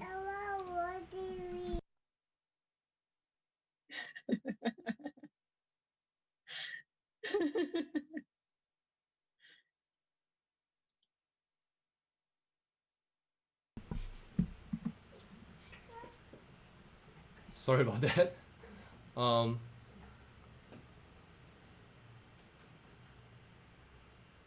Okay, so going back to the game, yeah, I don't know because you still run the risk that if you don't win the game, what happens then? Like if you don't win the game, and Yeah, but if you won the game, then you could get double points. So but I think it's important that you try to get the streak on, because now she has lost a game, she needs to win two. I think it's more imperative that she wins 2 games first. And yeah, I don't know, maybe I'm just getting older, so I'm just a lot more cautious now. Yeah, I don't know. Maybe that's just me.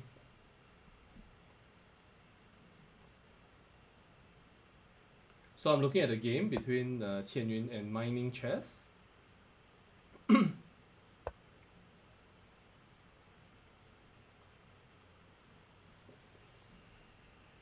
Going bishop d3, maybe some h4. Oh look, my mouse is working.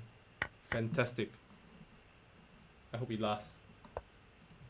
Knight to e5 at some point, I think, is good. So I think basically Qian Yun is just playing as fast as she can to try to catch up on time. But she's also playing good stuff. Like, for example, rook takes c2, bishop c2, white goes queen to d3. And then white jumps in to e5. Yeah, white has jumped in. And now... Did he miss that? I think so. Or maybe there was nothing she could have done about it. So now I mean, queen... bishop d6 has to be played anyway. You can't let knight e5 to be played. Yeah, that's right. Yeah, right. Now h4, h5.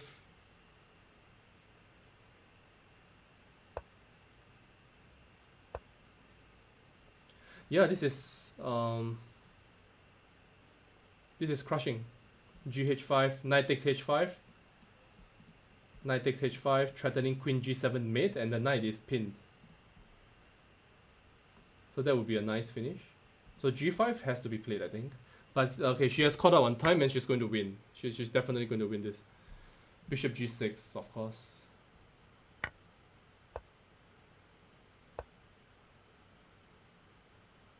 Hg6 is a little bit strange to me. Because you could have gone... you're closing everything. You should... Yeah, bishop g6 and then queen e2, you take the piece, right? So... Yeah. Or just anywhere. Like, black was still under so much attack. But okay, this should be enough to win as well. Yep, time to resign. Rook f6, queen f6, and then some bishop f5. So okay, so Qian Yun will win this one. Let's take a look at the other games to see what's going on. Or knight f7. Or knight f7 now, I guess. That's no, easier. She goes knight g4. And No. Queen takes Yeah. queen d4, bishop c5. Ooh. That could have been very nasty. Yeah, your move was better. Knight f7 was better. So And it now feels... knight f6 and rook h7. Checkmate, yeah? Okay. Yeah, That's it. Jing Yao is playing against Advai Bagri, and the legend has lost. He has lost one game, but I'm not sure to who. So it feels like it's between Qian Yun and Ethan Po now. It feels that way to me. Mm.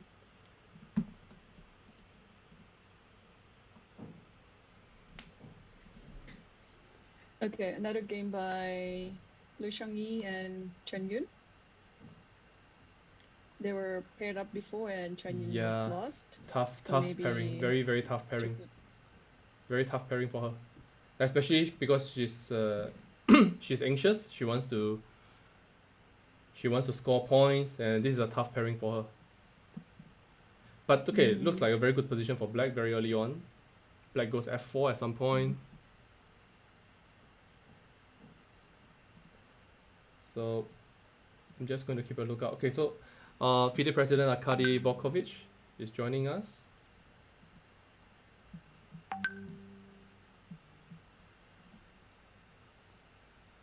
So we are very pleased to have with us FIDE President Mr. Arkady Volkovich, who has taken some time out of his very busy schedule. Big welcome, Mr. Volkovich, and joining me today is also Irene Sukanda, who you're probably familiar with as well. So thanks very much for joining us. Thank you. Yeah, I hope Hello, Hello Mr. again. Arkady. Yes, Nice to see you again. Yeah, good to see you. I hope you are doing fine, and amidst all this chaos that we are in, and of course you are very busy with the FIDE Online Olympiad, yeah? Yes, we are preparing the first round now, the base division. It's going to start less than a week, so lots of preparations, of course, including both to organize games and also coverage. It takes a lot of time. Yeah, definitely. I think when we spoke with Emil Sotowski a little bit earlier, she was saying that the whole point of this event is just to keep the global chess community, engaged with chess, and to do something special as well for perhaps the countries who do not get quite as much attention, because they simply do not get to play on the higher boards. So that's why we have a base division to give them a bit of coverage, because there's going to be live commentary. So I thought that was very thoughtful. Yeah, exactly. That's one of the most important reasons. Of course, also some technical reasons for that, but in this particular case, this visibility point is much more important than technical issues. Yeah. I mean, of course, we are here today to celebrate International Chess Day. We are in the midst or the final stages of the tournament. Very pleased to have you here with us to address the Singapore crowd. Do you have anything that do you have a message to share with us? Yes, on behalf of FIDE, I'm happy to greet all players in Singapore and surrounding countries in the whole region. I think what we do now with all kinds of online chess activities is another indication that we are in one family, that we are working together, and we are all connected around chess and inside chess. We all love this game, and we are ready to contribute a lot, each of us in its own position, her or his own position, to contribute to the development of chess and to the promotion of our game. Also, I believe that it's extremely important that countries where chess is not as developed as in some parts of Europe, also in Russia, in the United States, China, or India, other countries also start to engage in important activities and raise popularity of chess. Of course, one of the most important instruments here is educational chess, and I very much hope that chess will be promoted into schools in all countries in Southeast Asia, including in Singapore, and that will improve intellectual capabilities of kids. Chess can teach them how to think logically, how to do things strategically, how to win and lose with pride and with respect to your partner as well. So there are important things that chess can do for kids and for people in general. So once again, thank you for your efforts. Please continue playing chess and enjoying. Thank you very much. Thank you for the very kind message, and of course, the Singapore crowd is very appreciative that you are taking time out to address us. We are very appreciative of FIDE's efforts as well. The FIDE Online Olympiad has interested many chess players. I think we see a lot of top players playing, and know that many countries have sent their best teams. So thanks very much for your efforts. We have overall 163 teams, so more than 160 nations will participate, and I'm happy that even countries from distant areas were able to join, to register. There are still some missing countries, including in Oceania, the island states where internet is an issue still. So not have everyone, but we have the vast majority of countries participating. So that's very good. Yeah, definitely. I think we all look forward to the event. It's starting very soon, I believe, for the base division at least. Singapore is in Division 3, so our first game starts, I believe, around 5th of August, based on the scheduled dates. So definitely we look forward to that. So once again, thank you. Thanks very much for your time, and yeah, good luck for the rest of the evening. Yeah, thank you very much again. Thanks, Barry. Yeah, bye bye. Thank you for having me. Bye bye, Aaron. Bye.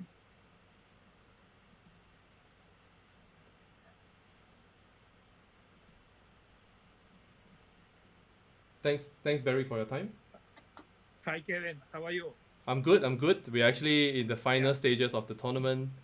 Yes, I'm happy that everything went well, and I don't know how do you feel, but I think everything was organized very well. Yes. Yeah, definitely. I think once again appreciate your help in various matters, including helping in terms of arranging the schedules of Mr. Arkady. Definitely very appreciative. I've been texting you in the middle of the night a few times, as you can see. So really appreciative of that. Yeah, and let's hope that thanks. Let's hope the online Olympiad goes well. Yeah. And thank you and good luck for all of you. And once again, I just would like to congratulate with International Chess Day. Thank you. Thank you very much. Bye. Bye, see you. Bye. See you. All right, we are back. So let's talk about chess again. Um, So 10 minutes so- left. 10 minutes left. 10 minutes Yeah. left. And Everyone is going berserk for sure, and Ethan is in the lead again. But it's close, it's- Very, it's close. It's too close. It's very, very close. So anyone can happen to be the winner still. 10 minutes Yes. to go. 10 minutes to and- go. And Dr. Su is on the hot streak, so Yeah, 3 in a row, yeah? let's see. Jing Yao is on 2 in a row, but he's 10 points off the mark. I think it's even with his ability, I think it's going to be beyond him. That loss to Legend, I think cost him the any chance of winning the tournament. And no, He look was look just at being respectful look- to the legend. no look at Lin K Sun. Lin K Sun has just won like 7 in a row. Like what? That's amazing. That's insane. And the latest 5 were Berserk games. So that explains it. Wow. So Okay, so Chen Yun is back in Chen the Yun is first back. place now, Yep, but still, yep. it's big it's win. very close. So, and our top 3 haven't been changed. Yeah? It's always Chen Yun, Ethan, Yun. and Dr. Su. Yeah, that's right. So it has always been Qian Yun, leading for much of the tournament. And Rodka and Liang, Dr. Su just came into the fold. So once again, Qian Yun has Berserk. Shall we look at that one, or do you want to look at something else? Yeah, let's take a look at Against the. Gyarados, yeah? And she's winning in like 7 moves. And I mentioned about this F7 stuff like many times in my streams that the F7 square is very often the weakest point of black's position, and this bishop c4 queen d5 happens a lot of times in some of these Philidor type of positions. And in this case it happened in a Sicilian, so it's kind of strange. But this position is just completely lost, I think. It actually was not very wise that Gyarados also Berserk, because it evened up the time as the lower rated player. You want to have some form of advantage over your opponent. But okay, kudos to him for being for taking up the For having gauntlet. the guts, yeah. Yeah. And for showing no respect. Yeah. Oh. No respect. And this is their 5th game, and Chen Yun has won the last 4. Yeah, and she's going to win the next one, because now this position is just a train Yeah. wreck. Resigns. Okay, Christine. So great. So 5 points into the lead. 7 minutes to go. Almost there for Qian Yun. And she's widening the gap yeah, between her and Ethan Vo. So, and now against Liu Shangyi again. yeah, this is not the pairing she wanted, I'm pretty sure.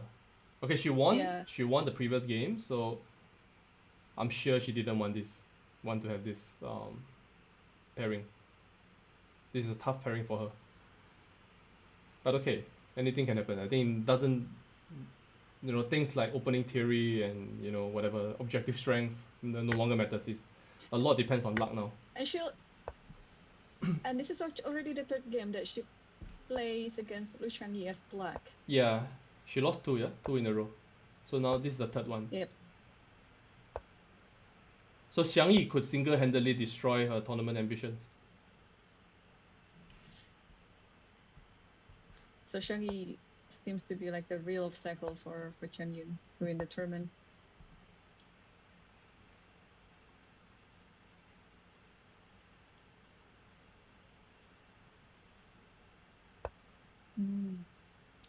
Yeah, this position looks Looks much better for white.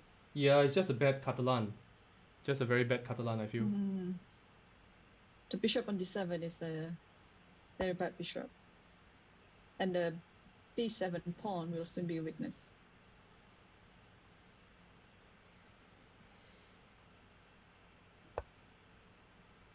Yeah, I know. This position looks okay, but it's hard to say. It's hard to say. Now you need to change some pieces. Knight takes d4, followed by bishop c5. But b7 hangs.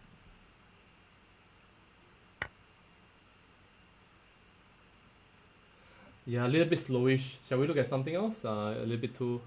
Yeah. We can click back in 3 minutes and it's still going to be the same position.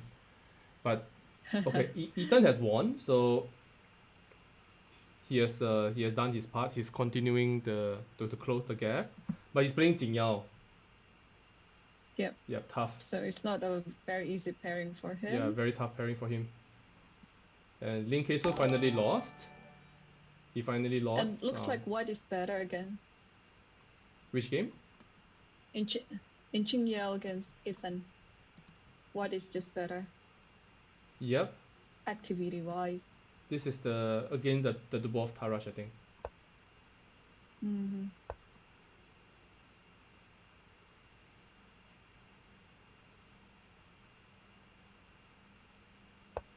Yeah, this position looks. I don't know, The king has to move. little bit tricky. Yeah, I have the knight, and then this is a bit. Okay, white can go bishop e5 anytime to defend this. The b2 pawn.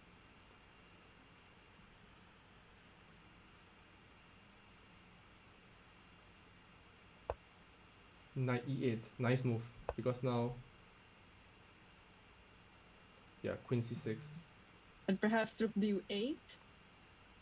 Just to doesn't really matter. Yeah, how to defend b5. Yeah, rook d8 was played, but I don't know what's for. Because the second rank is covered by the bishop. Maybe some g5, I don't know. Black has to be desperate now. Some kind of g5, I think. So this is a big boost to Qian Yun because Jing Yao will win this one, I think. He's not going to let this one go. Yep, rook b8, very strong move, changing pieces. Just 2 pawns up, I think the game is over. And going back to... Okay, so... Yeah. Qian Yun made a draw against Xiang Yi. So that's a very important point, I think. 2 points, actually. And Qian Yun is now playing Daniel Chan. I think we're on to the last game now with 3 minutes left. Yeah, 3 minutes left. I think is pretty much the last game, and it feels like Qian Yun has done it. Feels like it. It feels like it too. Yeah, girls power. And Ochanyo is playing Daniel Chan. Daniel has gone berserk. Oh, and Chan just kept it cool.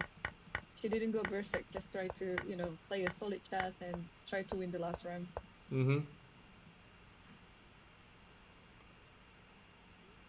I was looking at Legends game against Lin Keisun. Yeah, feels like okay. Black has to be better. Yeah, just extra pawn. You just have to entangle it, slowly by slowly because eventually, yes. So it will take time.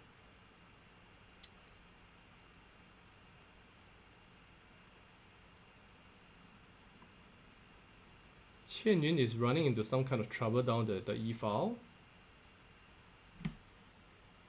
I don't think so. I think black is just fine. Oh, probably I'm wrong. Rook takes f7. Probably b7 is. No, but okay, this is good. Like queen d4 and there's queen d1 and then queen d5. You go queen d1 and queen d5. And queen d5 check. So. And queen d5, yeah. So it should be fine. Yeah. Yeah, definitely it's fine. And you can go now queen c6, or. Oh, no, she's after the draw. No, you shouldn't take the draw. No, she took the draw. She took the draw. I think she wanted. Maybe she wants to play the next round. Yeah, but I think it's too late. I Or think it's too late for her. It's too late. She should have tried to play on, but it okay, I will think be that position is a little it will bit. be aborted mid. Yeah, you wouldn't be aborted, but the points wouldn't count in the end. So it Yeah, looks that's like it looks okay. like So Jingya won against Ethan. Jingao has won, yeah. So Yeah, Jingya's won. I think the tournament is over. I think Qian Yun is the winner.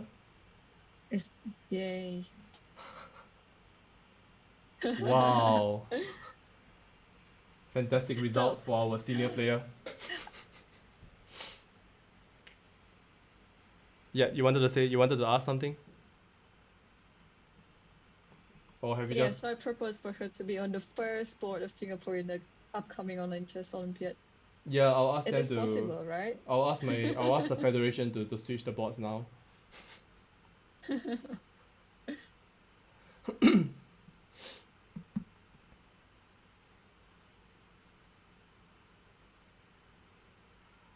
Okay, with 7 seconds left. 5, 3, 2, To 1, and that's it. and that's it. That's it. So We have our winners. congratulations to Women Grandmaster Gong Qianyun. Second place Ethan Po, third place the legend Dr. Suli Yang, fourth place Sean Christian Goh, who came from nowhere. Like he won his last 1, 2, 3, 4, 5, 6. He won his last 7 games actually. And Liu Xiangyi also went on the 6, was it? Or 7? 7 games, yeah. And then Liu Xiangyi also won something like 6 games in a row, 7 games in a row. Lin Kei Sun finishing 6, which is kind of a surprise result. I think definitely showing good stuff. Winning quite a number of games in a row as well, 6 games in a row.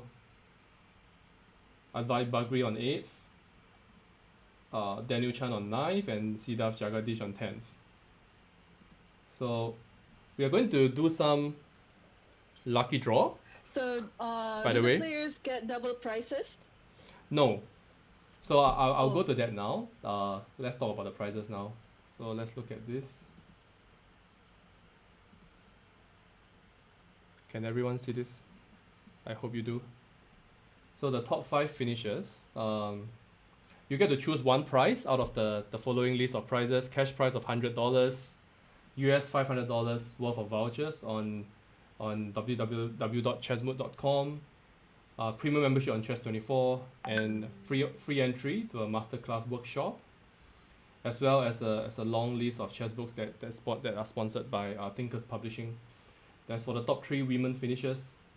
First prize wins $50, and then you get a book prize as well for the second place, and then a 1 year of premium membership on Chess24. So there's a long list of prizes. We are going to tie down all the winners, and then we also do some kind of a draw pick to choose 5 lucky draw prize winners. So we're not going to do this live, partially because I have no idea how to do it live.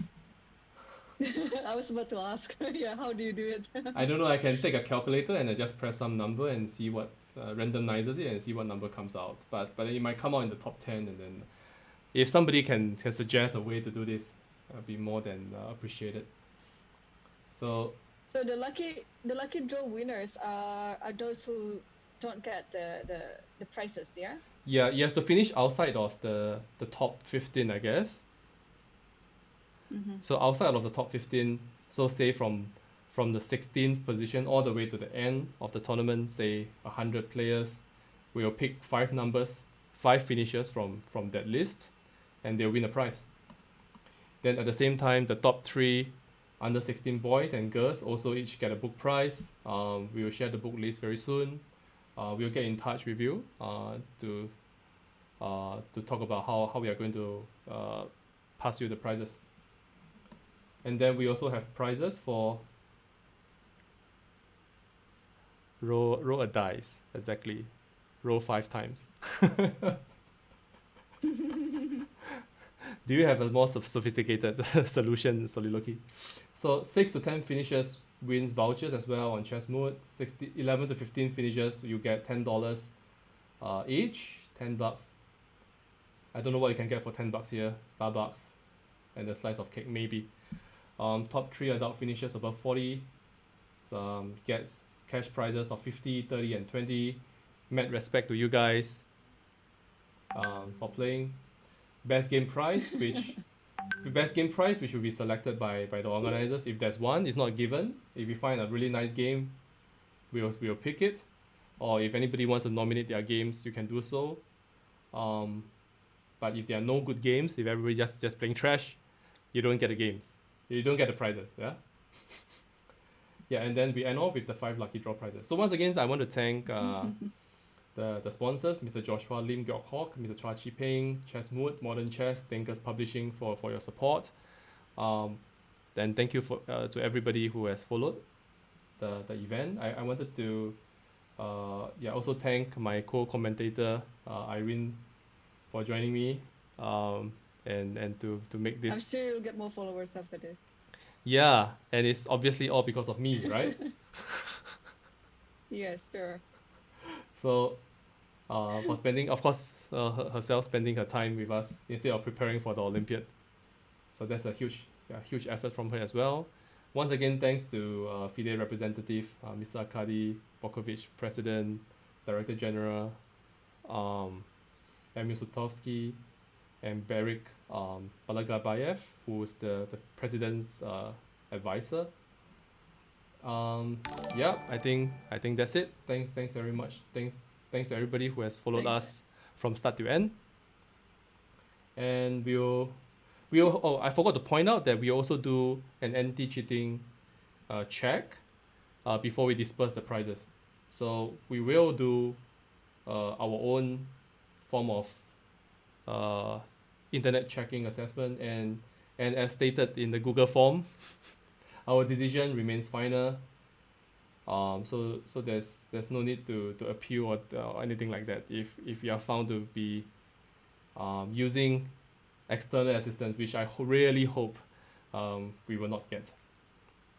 So that's it. Thanks again to everybody for your time, and I'll see you guys again for the next event. I'm not sure when that's going to be, but yeah, thanks to everybody. Thanks, Irene, again. Yeah, that was fun. Bye. Thank you. Bye, guys. Thanks to everybody. See you guys. Bye.